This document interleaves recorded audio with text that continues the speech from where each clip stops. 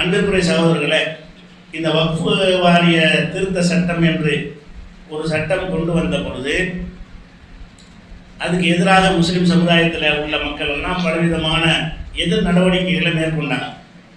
அந்த சட்டம் பரிசீலிக்கிறோம் என்று சொல்லி நாடாளுமன்ற ஒரு நிலைக்குழு ஒரு குழு அமைச்சாங்க. அந்த குழு அமைக்கும் பொழுது என்ன செஞ்சாங்கன்னா, முஸ்லீம் சமுதாயத்தில் உள்ளவர்கள்லாம் அவங்களுக்கு மனு அனுப்புவோம், கையெழுத்து போட்டு மனு அனுப்புவோங்கிற ஒரு நடவடிக்கையில் ஈடுபட்டாங்க. அது இந்த நம்ம காவல்துறையில் பர்மிஷன் கேட்கறதுக்கு இருக்குல்ல, அது மாதிரி உள்ளதான் மனு அனுப்புறது விளங்குதா. அது 10 பைசாக்கு பிரயோஜனம் இல்லை. அந்த மனு சட்டத்தை பாஸ் பண்ணுவதற்கு முன்னாடியே இந்த மனு அனுப்ப நீ 100 கையெழுத்து போட்டீங்கன்னா அவன் 1000 கையெழுத்து போட்டு அவன் அனுப்புனான். காவிகள் என்ன செஞ்சான், 1000 கையெழுத்து கூட இதை கொண்டு வரணும்னு என்ன செஞ்சான், அவன் செஞ்சான். எத்தனை ஒருத்தன் 1000 கையெழுத்து போட இயலாதா? கையெழுத்தை வச்சா கணக்கெடுப்பான். கையெழுத்து இப்ராஹிம் இஸ்மாயில் நான் 100 கையெழுத்து போடுவேன். கையெழுத்து போட்டு அனுப்புகள் பள்ளிவாசல் எழுதி வச்சு கடுமையான உழைப்பு செய்கிறாங்க. இந்த உழைப்புனால 10 பைசாவுக்கு புண்ணியம் கிடையாது. ஏன்னு கேட்டால் அவன் ஒரு முடிவோடு இதை செய்கிறான். அவன் நீ 1000 கையெழுத்து வந்துச்சுன்னு சொன்னால் 10,000 கையெழுத்து அனுப்பக்கூடாதுன்னு கேட்டு வாங்கி என்ன செய்வான். அதிக மக்கள் இது எதிர்த்தாங்கன்னு சொல்கிறது பெரிய விஷயம் கிடையாது. அவன் எப்போ கொண்டு வரன்னு அறிவித்தானோ அப்போவே இந்த கிடுகிடுக்கிற போராட்டத்தை தான் அவங்க அறிவித்திருக்கணும். இப்போ நடத்தக்கூடிய போராட்டங்கள் எல்லாம் அப்போ நடத்தி இருந்தால் சட்டம் கொண்டு வருவதற்கு என்ன செஞ்சிருப்பாங்க, யோசிச்சிருப்பான். அப்போ உரிய முறையில் என்ன செய்யலை, எதிர்கொள்ளவில்லை என்பதை நம்ம கவனித்தோம். ரெண்டாவது என்ன கவனித்தோம் என்று சொன்னால், இந்த வக்ஃபு திருத்த சட்டத்தை பற்றி பேசும் பொழுதெல்லாம் அது சும்மா திட்டுறாங்களே தவிர அதிகமாக அதில் என்ன விதி இருக்குது, அந்த விதி எப்படி நம்மளை பாதிக்கும், நம்ம வக்ஃபு சொத்துக்களுக்கு எப்படி அது என்னென்ன மாதிரி பாதிப்புலாம் இருக்கும் என்பதை ஏதோ துணுக்காக 1-2 விஷயங்களை விளக்குகிறார்களே தவிர அது முழுக்க நம்முடைய வக்ஃபு சொத்துக்களை சுருட்டுவதற்கு என்னென்ன விதிகளை எல்லாம் கொண்டு வந்திருக்கிறார்கள் என்பதை மக்களுக்கு விளக்கப்படவே இல்லை. எல்லா முஸ்லீம் தலைவர்கள் நடத்துகிற கூட்டங்கள்லாம் நான் கேட்டிருக்கிறேன். நீதிமன்றத்தில் வழக்காட்டினார்களே அவர்கள் எடுத்து வைத்த வாதங்களையும் பார்த்துருக்கணும். அவர்களும் இதில் எவ்வளோ டேஞ்சருக்கு அவ்வளோ எடுத்து வைக்கல. அவங்க ஏதோ பட்ட சில விஷயங்கள்ல தான் வழக்கறிஞர் கூட கோர்ட்டில் எடுத்து வச்சிருக்காங்களே தவிர அதையும் தாண்டி பல விஷயங்கள் என்ன இருக்குது அந்த வக்ஃபு திருத்த சட்டத்தில் இருக்கிறது. அப்போ நம்ம மக்கள் ஆதாரத்தோட விழிப்போட விவரத்தை அறிந்து வைத்துக் கொள்ளணும். அறிந்து வச்சுக்கிறதுக்கு உள்ளது நான் அறிந்து செஞ்ச காரணத்தில் நாளைக்கு மாற்ற போகிறதில்ல. நம்ம இறுதியாக நீதிமன்றத்தை நம்ம நம்பி இருக்கணும். நீதிமன்றத்தில் இடைக்கால தடை செஞ்சாங்க, 5ஆம் தேதி வரைக்கும் தடை போட்டாங்க. 5ஆம் தேதி செஞ்சாங்கன்னு கேட்டால் இந்த மாதம் 15ஆம் தேதிக்கு வழக்கு போட்டாங்க. 15ஆம் தேதி என்ன செஞ்சாங்கன்னா இந்த மாதம் கடைசி வரைக்கும் தடை விதிச்சிருக்காங்க. தடைன்னு சொன்னால் இது அமல்படுத்தக்கூடாது. நீ சட்டம் உண்டாக்கிட்டாலும் இந்த 31ஆம் தேதி வரைக்கும் அந்த சட்டத்தின்படி எந்த நடவடிக்கை எடுக்கக்கூடாது என்கிற நிலையில் 31 வரைக்கும் ஒன்றும் செய்ய முடியாது. 31க்கு பிறகு நேற்று நீதிபதி மாறிட்டார். புதிய தலைமை நீதிபதி என்ன செஞ்சார், மாறிட்டார். மாறின பிறகு என்ன செய்யறாருன்னா அவர் பெஞ்சில் என்ன மாதிரி விசாரிக்கிறாங்கன்னு தெரியவில்லை. விசாரித்து ஒரு நீதிமான் சாதாரண ஒரு கொஞ்சம் சட்ட அறிவு உள்ள ஒரு நீதிபதி படித்தா கூட இந்த சட்டம் செல்லாதுன்னு தான் சொல்லணும். ஆனால் இந்தியாவில் இப்படி சொல்லுவாங்களா, கடந்த காலத்தில் இப்படி தீர்ப்பு அளிக்கப்பட்டிருக்கிறதா என்றால் நம்ம சந்தேகத்துக்குரியதான். அந்த நீதிபதிகிட்ட அவர்கிட்ட நாணயம் நேர்மை இருந்தாலும் தவிர சட்டத்தில் நாணயம் நேர்மை இருந்தாலும்னா ஒரு நீதி கிடைக்காது. அந்த நீதிபதியிடத்தில் நீதி நாணயம் நேர்மை இருக்கும் என்று சொன்னால் உங்களுக்கு என்ன செய்வாங்க, இந்த சட்டம் செல்லாதுன்னா எந்த நாட்டுடைய நீதிமன்ற தலைவரான செல்லாதுவாங்க. இது சட்டப்படி செல்லாத பல ஜனநாயக நாட்டில் சட்டப்படி செல்லாத பல ஷரத்துகள் இந்த விதியில் இருக்கிறது. அதனால் இந்த சட்டம் செல்லாது என்றோ அல்லது இந்த சட்டத்தில் இன்னென்ன விதிகள் செல்லாது முழுசாக செல்லாதுன்னு சொல்லலாம் கோர்ட்டில். அல்ல இன்னென்ன பாயிண்ட்கள் நீங்கள் திருத்தி மாற்றி தான் ஆகணும், அது செல்லாது என்றும் தீர்ப்பளிக்கலாம். அந்த தீர்ப்பு எவ்வளோ காலத்தில் இருக்க போகிறாங்கன்னு தெரியல. தடையை நீச்சிருக்காங்க 31 வரைக்கும். அடுத்து என்ன செய்வாங்கன்னா இன்னொரு 15 நாள் இடைக்கால தடையில் இது ஓடிக்கிட்டு இருக்கும். ஆனால் இறுதி தீர்ப்பு எப்படி வரும், இறைவன் தான் அறிஞ்சவன். இப்போ உள்ள நீதிபதி என்ன மாதிரி நடக்க போறாரு என்பதை பார்த்து தான் செய்ய முடியும். அப்போ நீங்கள் என்னத்தை போராட்டம் பண்ணாலும் இவன் கோர்ட்டுக்கு போயிடுச்சுக்கணும். அவனை விருப்பவும் மாட்டான், செய்யவும் முடியாது. போராட்டங்கள் அதெல்லாம் ஒன்றும் ஆக போகிறது கிடையாது, தெரிஞ்சு வச்சுக்கிற மட்டும் தான். இப்போ நம்ம விஷயம் என்னன்னு கேட்டால் இந்த சட்டத்தில் என்னென்னவெல்லாம் அவன் செய்ய போகிறான், செய்வதாக சொல்லி இருக்கிறான் அப்படின்னு சொன்னால், முதலாவது நீங்கள் விளங்கிக்கிறேன், வக்ஃபு சொத்துன்னு சொல்கிறோம்ல. இந்த வக்ஃபு சொத்துன்னு சொன்னால் நம்முடைய முஸ்லீம் மக்கள் பள்ளிவாசல் தர்கா மதரசான்னு எழுதி வைப்பாங்கல்ல, அதைத்தான் நமக்கு முஸ்லீம் விளங்கி வச்சுருக்கிறீங்க. அது மட்டும் வக்ஃபு சொத்து கிடையாது. அது சும்மா ஒரு 20% தான் இருக்கும் அந்த வக்ஃபு சொத்துக்கள். பெரும்பாலான வக்ஃபு சொத்துக்கள் என்ன எப்படி இருக்குன்னு கேட்டால், அந்த காலத்தில் உள்ள மன்னர்கள் முஸ்லீம் அல்லாதவங்களே இருப்பாங்க. அந்த மன்னர்கள்லாம் என்ன செய்வாங்கன்னு கேட்டால் அவங்க ஒரு நம்பிக்கை அடிப்படையில் அவங்களுக்கு மத துவேஷம்லாம் இருக்கல. அந்த காலத்தில் தமிழகத்தை ஆண்ட மன்னர்கள், இந்தியாவை ஆண்ட பல பூர்ணில மன்னர்கள், சின்ன ராஜாக்கள்லாம் இருப்பாங்கல்ல, அவங்களாம் என்ன செய்வாங்கன்னு கேட்டால் ஒரு முஸ்லீம்களுடைய ஒரு அன்பை பெறணுமே என்பதற்காக வேண்டி என்ன செய்வாங்க, அந்த அந்த பள்ளிவாசலுக்கு இந்த 1000 ஏக்கரை வச்சுக்க, இந்த தர்காவுக்கு ஒரு 500 ஏக்கரை வச்சுக்க, இந்த மாதிரி என்ன செய்வாங்கன்னா மன்னர்கள் வந்து எழுதி வச்சிருக்கிறாங்க நிறைய. அதுகள்லாம் தான் வக்ஃபில் இருக்குது. வக்ஃபுங்கிறது எதுலாம் சேர்ந்து இருக்குது. இப்போ முஸ்லீம்கள் செஞ்சது மட்டும் அதில் இல்லை. முஸ்லீம் மன்னர்கள், முஸ்லீம் அல்லாத மன்னர்கள் வந்து அன்றைக்கு இருந்த அரசின் சார்பாக மானியமாக நமக்கு என்ன, இப்போ நாகூர் தர்காவுடைய பல சொத்துக்கள் அந்த மகாராஜாக்கள் கொடுத்தது தான். தர்காவுக்கு எழுதி வச்சுருந்தாங்க. மகாராஜாக்கள் மானியம் அரசுக்கு சொந்தமான இடம் தானே. அந்த மகாராஜாக்கள் வழங்கியதெல்லாம் அதுக்கு சொந்தமாக இருக்கிறது. அதே மாதிரி வந்து ராணி மங்கம்மான் இருந்தாங்க மதுரையில். அவங்க நிறைய சொத்துக்களை வந்து முஸ்லீமுடைய தர்கா பள்ளிவாசலுக்குலாம் என்ன செய்கிறாங்க வந்து எழுதி கொடுத்துருக்குறாங்க, நீங்கள் பயன்படுத்திக்கிறங்க அப்படின்னு சொல்லி. எது கொடுக்குறாங்கன்னா ஒரு முஸ்லீம்கள் அந்த மாதிரி கொடுப்பாங்க. முஸ்லீம் மன்னர்கள் இருக்கும்போது கோயிலுக்கு கொடுப்பாங்க. முஸ்லீம் மன்னர்கள் ஆட்சியில் இருக்கும்போது இந்துக்களுடைய ஒரு அன்பை பெறுவதற்காக வேண்டி இந்த கோயிலுக்கு 100 ஏக்கர் எழுதிக்கிறங்க, அந்த கோயிலுக்கு 50 ஏக்கர் எழுதிக்கிறங்கன்னு இவங்களும் கொடுப்பாங்க, அவங்களும் கொடுப்பாங்க. அந்த மாதிரி கொடுத்த வகையில் நிறைய சொத்துக்கள் வந்து நம்ம அப்பம்பாட்டன்மார்கள் வக்ஃபு செஞ்சதும் இருக்கிறது. அதிகமாக நம்மெல்லாம் எவ்வளோ செய்வீங்க? 1000 ஏக்கர் வக்ஃபு செய்வீங்க. நம்ம மக்கள் வக்ஃபு செஞ்சு எவ்வளோவா இருக்கேன்? 1 ஏக்கர் 2 ஏக்கர் சொத்து வச்சு பார்த்தா செஞ்சுருப்பீங்க. 1000 ஏக்கர் 2000 ஏக்கர்லாம் ஒரு அரசு தான் செய்ய முடியும், ஒரு கவர்மெண்ட்டாக இருந்தால் தான் செய்ய முடியும். பெரிய பெரிய பல லட்சம் ஏக்கர்லாம் இருக்குன்னா சொல்கிறாங்கல்ல, அந்த மாதிரி சொத்துக்களில் பெரும்பாலானவை என்னவா இருக்குன்னு கேட்டால் சில மன்னர்கள் வந்து தானமாக, அதை இனாம்னு சொல்லுவாங்க, இனாமாக கொடுத்துருப்பாங்க. இனாம்னா அன்பளிப்பாக கொடுக்குறது, இனாமாக தந்திருப்பார்கள். இனாம் செட்டில்மெண்ட் கொடுப்பாங்க. அதுக்கு ஒரு செப்பு பட்டத்தில் எழுதி கொடுப்பாங்க. அதன்படி இவங்க அனுபவிச்சுட்டு வருவாங்க. அப்போ அந்த மாதிரி உள்ள சொத்துக்கள்லாம் இருக்கும் பொழுது தான் வக்ஃப் வாரியம் ஆரம்பம் வெள்ளக்கார காலத்தில் வக்ஃப் வாரியம் உருவாக்கும் பொழுது இது முஸ்லீம்கள் வக்ஃப் செய்தது மட்டும் கிடையாது. வேறு வக்ஃப் வாரியம் இருந்தாலும் முஸ்லீம்களுடைய புனித தலங்களுக்கு சொந்தமான சொத்துக்கள் அதான் வக்ஃப். இப்போ உள்ள வக்ஃபுடைய அர்த்தம் என்ன? முஸ்லீமுடைய தர்காவுக்கு சொந்தமானது, பள்ளிவாசல் சொந்தமானது. எவனானா கொடுத்துருப்பான். ராமசாமி கூட கொடுப்பான். உனக்கு என்ன, ஒரு ராமசாமி கூட என்ன செய்வார், இந்த பள்ளிவாசலுக்கு 5 ஏக்கர் நான் தரேன்னு கொடுப்பாரு. யார் கொடுத்தாருங்கிறலாம் பேச்சு கிடையாது, யார் வேணாலும் கொடுக்கலாம்.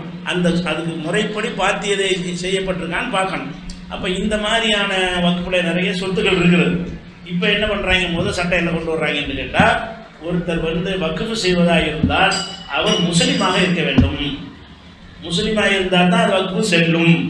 முஸ்லீம் அல்லாதவராக, அது முஸ்லீமாக இருந்தால் மட்டும் பார்த்தாதான்.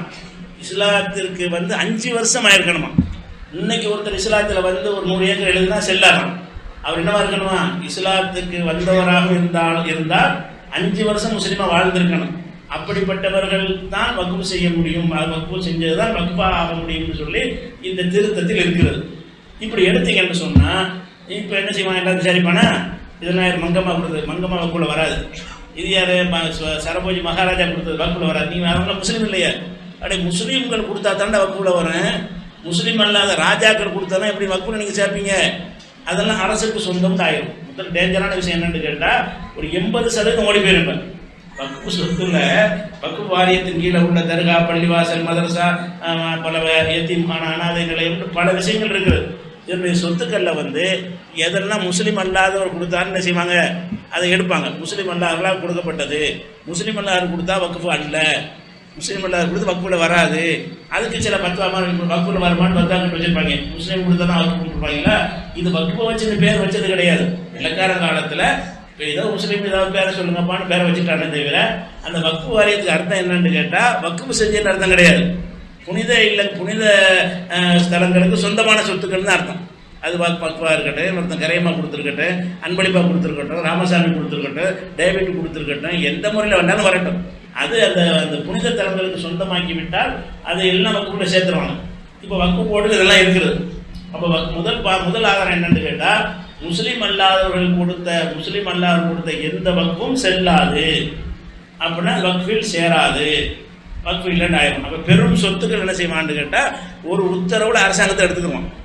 இந்த சட்டம் அமலுக்கு வந்துச்சுன்னு சொன்னால் ஒரே ஒரு ஆர்டர் தான் முடிஞ்சு வச்சுக்கிறது. அவ்வளோ என்ன செய்கிறேன், அந்த மானியமாக அந்த 100 ஏக்கர் இங்கே 200 ஏக்கர் அதெல்லாம் எல்லாம் கொடுத்து போடாமல் முஸ்லீமாக கொடுத்தாங்க. உனக்கு முஸ்லீம் அல்லாத மன்னர் கொடுத்தா நீ எப்படி வக்ஃபுன்னு சொல்லுவாத? அப்போ வக்ஃபுடைய சட்டமாக என்ன செய்கிறாங்கன்னா, முதல் டேஞ்சரான விஷயம் என்னன்னு கேட்டால், முஸ்லீம் வக்ஃபு செஞ்சால் மட்டும்தான் வக்ஃபு. முதல் சட்டம் என்னது, மார்க்க சட்டப்படி முஸ்லீம் வக்ஃபு, அது ஒரு விஷயம். ஆனால் அந்த வக்ஃபு வாரியம் அதுக்காக உண்டாக்கப்பட்டதில்லை. வக்ஃபு வாரியம்னு வக்ஃபுன்னு பேரை வச்சுக்கிட்டாங்களே தவிர புனித தலங்களுடைய எல்லா சொத்துக்களுமே வக்ஃபு தான். இப்போ தர்கா இஸ்லாத்தில் இல்லாததுதான், அதுக்காக வேண்டி இல்லைன்னு சொல்ல முடியுமா? அது புனித தலங்களுடைய சொத்து தான். தர்காவுக்கு வக்ஃபு செய்யலாமான்னு கேட்டால் மார்க்கத்தில் 10 செய்யக்கூடாதுன்னு அர்த்தம். அந்த கணக்கில் அவன் பார்க்கல மார்க்க அடிப்படையில். முஸ்லீம்களுடைய மதரசா சொத்தா வக்ஃபு, முஸ்லீம்களுடைய தர்கா சொத்தா அது வக்ஃபு, முஸ்லீம்களுடைய பள்ளிவாச சொத்தா வக்ஃபு, முஸ்லீம்களிடத்தில் சிறுவர் இல்லமா அனாதை நிலையமா அது வக்ஃபு அப்படின்னு சொல்லி வக்ஃபுங்கிற வகையில் இந்த முஸ்லீம்களுடைய புனித தலங்களுக்கு சொந்தமாக இருந்தால் போதும், அது வக்ஃபு என்று ஏற்கனவே உள்ள வக்ஃபு சட்டத்தில் இருக்கிறது. முஸ்லீமா எந்த நபரும் முஸ்லீம்ங்கிற வார்த்தை இருக்காது, எந்த நபரும் வக்ஃபு செய்வார் ஆவார் என்று அதை குறிப்பிட்டிருக்கும் பழைய சட்டத்தில். அந்த எந்த நபருங்கிற திருத்தி விட்டு என்ன செய்கிறாங்க என்று கேட்டால் முஸ்லீம் வக்ஃபு செஞ்சாதான் செல்லும், அதுவும் நியூ முஸ்லீம் செஞ்சால் செல்லாது, அவர் 5 வருஷம் முஸ்லீமாக வாழ்ந்த பிறகு ஏதாவது செஞ்சால் தான் செல்லும்ன்றது அதை நுணுக்கமாக இதை புதுசாக சொல்கிறதுக்கு அந்த புரிஞ்சுக்க தப்பாக நம்ம புரிகிற மாதிரி வாசகத்தை போட்டு செஞ்சுருக்கிறாங்க. அப்போ முதல் பாயிண்ட் என்ன, நமக்கு எல்லாம் அடிபட்டு போயிடுது. ஒன்று, இதில் வக்ஃபு சொத்து பிள்ளை நிறைய சொத்துக்கள் நீங்கள் தலைகீழ கஜகரணம் போட்டாலும் அந்த சொத்து உங்களுக்கு மீட்க முடியாது, இந்த ஒரு சட்டம் வந்துடுச்சு அப்படின்னு சொல்லிடுவாங்க. அடுத்து என்னென்னு கேட்டால், இந்த சட்டம் அமுலாவதில்லை. இப்போ அமுலாயிசம் சொன்னாலும் சுப்ரீம் கோர்ட்டில் தடுத்து வச்சிருக்கிறாங்க. என்னைக்கு அந்த தடை நீங்கி அமுல்னு சொல்லுகிறார்களோ அன்னையில இருந்து அமுலாயிசம் சொன்னால் தடையே செஞ்சுட்டாங்கன்னா பஞ்சாயத்தில் என்னையிலேருந்து அமுலாகுன்னு சொல்லிட்டாங்கன்னா, என்றைக்கு இந்த சட்டம் அமுலாகிறதோ அந்த தேதியில இருந்து இந்த நிர்வாகிகள் எல்லாருக்கும் ஒரு நோட்டீஸ் அனுப்புவாங்க. 6 மாதம் டைம். 6 மாதத்தில் இந்த வக்ஃபு சொத்துக்களுடைய எல்லா ஆவணங்களையும் என்ன செய்யணுங்க, அதுக்கு இணையதளம் கொடுத்துருப்பாங்க, அதில் பதிவேற்றணும். அதில் என்ன செய்யணும், அந்த பள்ளியுடைய சொத்து உறவு அதோட அனைத்து டீட்டெயிலும் என்ன செய்யணுங்க, அதுக்கு வக்ஃபு வாரியத்துக்கு உள்ள கவர்மெண்ட் கண்ட்ரோலில் உள்ள அவங்களுடைய இணையதளத்தில் நீங்கள் அனைத்தையும் பதிவேற்றும். டைம் எவ்வளோ கொடுக்குறான், 6 மாதம் கொடுக்குறான். அதில் என்னெல்லாம் கொடுக்கணும்னு கேட்டால், இந்த சொத்து ஒரு பள்ளிவாசல் வச்சுக்கிறோமே, ஏது சுபஹான் மஸ்ஜித் ஒரு மஸ்ஜித் இருக்குது, அதுக்கு ஒரு 100 ஏக்கர் இடம் இருக்குது, ஒரு 2 ஏக்கரில் கட்டுறது கட்டி வச்சிருக்கான்னு வைக்கும். இந்த பள்ளி புத்தகங்கள் என்ன கொடுக்கணும்னு கேட்டால், இந்த இடத்திற்குரிய பத்திரத்தை தாக்கல் பண்ணணும். இந்த பள்ளிவாசலில் பத்திரம் இருக்குல்ல சுத்த, அதான் ஆதாரம். அந்த பத்திரத்தை அவர் தாக்கல் பண்ணணும். அதுக்கு சொந்தமான நிலப்புலன்கள் இருக்குன்னு வைங்க, அந்த நிலப்புலன்கள்னால் அதுக்கு பள்ளிவாசல் பேரில் தான் இருக்குது அப்படின்னு அந்த பத்திரங்களை அவர் என்ன செய்யணும், ஆவணங்களை சமர்ப்பிக்க வேண்டும் இருக்குது. ஆவணங்கள் சமர்ப்பிக்கவில்லை என்று சொன்னால் கலெக்டர் என்ன செய்வார்னா, தக்க காரணம் இருந்தால் இன்னொரு 6 மாதம் டைம் கொடுப்பார். அதனையும் கொடுக்கவில்லை என்று சொன்னால் அரசு சொத்து என்று அறிவித்து விடுவார். அதிகாரம் கலெக்டர் என்ன செய்வார், இது வக்ஃபு சொத்து கிடையாது, கவர்மெண்ட் சொத்துன்னுவார். இப்போ இந்த ஆவணங்கள் ஆக்கிற வழக்கம் எப்போ வந்துச்சு, சொத்துக்கு பத்திரம் வச்சிருக்கிறவங்க எப்போ பத்திரம் எழுதுகிற முறை வந்துச்சு, வெள்ளக்காரன் வந்த பிறகு அது பத்திரம் எழுதுகிற ஒரு முறையே வருகிறது. அதுக்கு முன்னாடி உங்கள் தாத்தா கொண்டு தாத்தா வக்ஃபு செஞ்சுருப்பாங்களே, அப்போ நான் பத்திரம் ரெஜிஸ்டர் பண்ணுவோம், வாய் வழியாக சொல்லுவாங்க, இப்போ துண்டு சீட்டு எழுதி கொடுப்பாங்க, 4 பேரை சாட்சியாக வச்சு அது பள்ளிவாசல் சொந்தமாயிடும். அப்போ பள்ளிவாசலுடைய பல சொத்துக்களுக்கு பத்திரம் இருக்காது. பழமையான பள்ளிவாசல் எடுத்துக்கிட்டீங்கன்னா பள்ளிவாசலுக்கு உங்களுக்கு ரெக்கார்டு இருக்காது. எதுப்பா பள்ளிவாசல் இருக்கிற இல்லைங்க, அந்த 4 தலைமுறைக்கு முன்னாடி பள்ளிவாசல் வக்ஃபு செஞ்சாங்க, அதை நம்ம அப்படி பரம்பரையாக நம்ம ஏற்றுக்கொண்டு வக்ஃபு அனுபவ பாத்தியத்தில் அதை வக்ஃபு நம்ம சொல்லி கொண்டிருக்கிறோம். இவன் ஆவணம் வேணுங்கிறோம். வக்ஃபுக்கு என்ன செய்வீங்க, ரெக்கார்டு கொண்டாந்து காட்டுங்க. ரெக்கார்டுன்னு எது ரெக்கார்டு, பேப்பர் தான் ரெக்கார்டு. பேப்பர் எப்போ வந்துச்சு, இப்போ தான் வந்துச்சு. ஓகேங்களா? அப்போ 50 வருஷத்துக்கு முன்னாடி 100 வருஷத்துக்கு முன்னாடி அந்த பேப்பர் வந்துச்சு. பேப்பர் இல்லாத முறையில் உங்களுடைய சொத்துக்கள் இருந்துச்சுன்னு சொன்னால் 200 வருஷத்துக்கு முந்தின சொத்து, 300 வருஷத்துக்கு முந்தின சொத்து, 400 வருஷத்துக்கு சொத்தை எல்லாம் அந்த முத்தவழி என்னென்னு போடுவார், இது எங்களுடைய சொத்தும் பாரு, ஆதாரம்னு கேட்டிருப்பான், பிளாங்காக தான் விடுவார். சொத்துக்கு என்ன ஆதாரம் காட்டுவார், பத்திரத்தை காட்டு ரிஜிஸ்டர் பண்ண சொத்து பத்திரத்தை தான் போடுவார். அவர் ஆதாரம் போட மாட்டார், ஆதாரம் இல்லை, இருக்காது. அப்போ அந்த முதல்ல உள்ள சட்டத்தை எப்படி இருந்துச்சுன்னு சொன்னால், இதுக்குரிய ஆதாரங்களை சமர்ப்பிக்க வேண்டும், அல்லது எந்த முறையில் இவர்களுக்கு அது வந்தது என்பதை காரணத்தை நம்பிக்கையான முறையில் தெரிவிக்க வேண்டும் இருந்துச்சு. பழைய சட்டத்தில் எப்படி இருந்துச்சுன்னு சொன்னால் ஆதாரத்தை காட்டணும். ஆதாரம் இல்லைன்னு சொன்னால் இது ஒரு 100 தலைமுறையா, 5 தலைமுறையா, 10 தலைமுறையா எங்கள்கிட்ட தான் இருந்துகிட்டு இருக்குது, என்னென்ன நிர்வாகியாக இருக்கிறோம், இது எங்களுக்கு சொந்தமானது தான், இதில் எந்த வேறு யாரும் உரிமை கொண்டாடலை, அந்த மாதிரி காரணங்கள், அந்த மாதிரி ரீசன் சொன்னாலும் ஓகேன்னு இருந்துச்சு. அதை நீக்கிட்டாங்க. இப்போ ஆவணத்தை தான் சமர்ப்பிக்கணும். என்ன செய்யணும், அந்த சொத்துக்கு எல்லா சொத்துக்களுக்கும் ரெக்கார்டை நீங்கள் கொடுக்க வேண்டும். அது 6 மாதத்தில் கொடுக்க வேண்டும். அப்போ அந்த ரெக்கார்டு கொடுத்தா என்னவாகும், 6 மாதத்துக்கு பிறகு அவரை இல்லைன்றார். ரெக்கார்டு காட்டி வக்ஃபுக்கு நீங்கள் ஆதாரம் இல்லையா, பள்ளிவாசல் சொத்துக்கிறீங்க, பள்ளிவாசல் சொத்துக்கு என்ன ஆதாரம், எங்கள் அப்பா பாட்டை சொன்னது ஆதாரம், இதெல்லாம் எங்களுக்கு ஆதாரம் எடுத்துக்க முடியாது. அப்போ இதெல்லாம் மற்றதுக்கும் ஆதாரம் எடுக்கலாம். இதுக்கு தான் இந்த சட்டத்தை கொண்டு வர்றான். அப்போ அரணை கோயிலுக்கு சொல்லுவியா, கோயிலோட எல்லா சொத்துக்கும் ஆதாரம் கொண்டு வான்னு கேட்பியா, கேட்டால் ஒரு கோயில் மிஞ்சுமா? கோயிலுக்கு எழுதப்பட்ட சொத்துக்கள் எல்லாமே ஆதாரமாக வச்சுருப்பாங்க. உங்கள் சொத்துக்கே எப்படிங்க 200 வருஷத்துக்கு முந்தைய சொத்துக்கு இப்படி ஆதாரம் இருக்குங்க, 200 வருஷமாக சொத்து மாட்டாமல் வச்சுருந்தீங்கன்னா ஆதாரம் இருக்காது. அனுபவ பாத்தியத்திலாம் வந்துக்கிட்டு இருக்கேன். அப்போ ஆதாரங்கள் என்று சொல்வது வந்து ரெக்கார்டுகள் தான் ஆதாரம். ரெக்கார்டுகள் நம்ம காட்ட முடியாது. காட்ட முடியாதுன்னா இருக்காது. இருந்தால் தானே காட்டுறதுக்கு. அது ரெக்கார்டு கிடையாது. ஆனால் அது ரெக்கார்டு இல்லைன்னா பள்ளியில் ஆயிருமா? ரெக்கார்டு இருந்த காலத்தில் ரெக்கார்டு வச்சுருப்பாங்க. இப்போ உதாரணமாக வந்து ஆதார் கார்டு தந்துருக்குறாங்கல்ல, இன்றைக்கி ஆதார் கார்டு இருக்குது. ஒரு 100 வருஷம் முன்னாடி எழுப்பி ஆதார் கார்டு என்ன சொல்லுவோம், நாங்கள் சொல்ல முடியுமா அவனால்? ஆதார் கார்டு இல்லாத காணும். அப்போ ஆதார் கார்டுலாம் ஆதார் கார்டு கேட்பாங்க. இப்போ ஒரு சொத்தை காட்டிங்கன்னா அந்த சொத்து எழுதுறதுக்கு ஆதார் கார்டு கொடுத்து கேட்டான்னு கேட்பாங்க. அப்போ இந்த மாதிரி நீ ஆவணம் ரெக்கார்டு என்று நீ 6 மாதத்துக்குள்ளே தாக்கல் செய்யணும்னு சொல்கிறான். இன்னும் வேணும்னா இன்னொரு 6 மாதம் டைம் தராங்க. இந்த 1 வருஷத்தில் நீ என்ன ஆதாரத்தை காட்டுவ? எப்படி நீ உண்டாக்குவதுக்கு ஆதாரத்தை எப்படி செய்வ? நீ நம்பத்தகுந்த காரணங்களை சொன்னால் ஏற்றுக்கொள்ளலாம்னு முன்னாடி இருந்துச்சுல, அது நீ கேட்கணும். நம்பத்தகுந்த காரணத்தில் சொன்னால் ஏற்றுக்க மாட்டேன். வக்குன்னா பேப்பர் காட்டு, உனக்கு தான் சொந்த முறையில் அதுக்கு ரெக்கார்டை கொண்டாந்து காட்டு. அப்போ எவ்வளோ டேஞ்சர் இது? பெரும்பாலான பழைய பள்ளிவாசல்லாம் அவுட்டு. பெரும்பாலான பழைய பள்ளிகள் இருக்குல்ல, புதுசாக இப்போதைக்கு இந்த நவீன காலத்தில் சொத்து பத்தா வாங்குறாங்கல்ல, அதுக்கு ரெக்கார்டு வச்சுருப்பாங்க, பத்திரங்கள் வச்சுருப்பாங்க.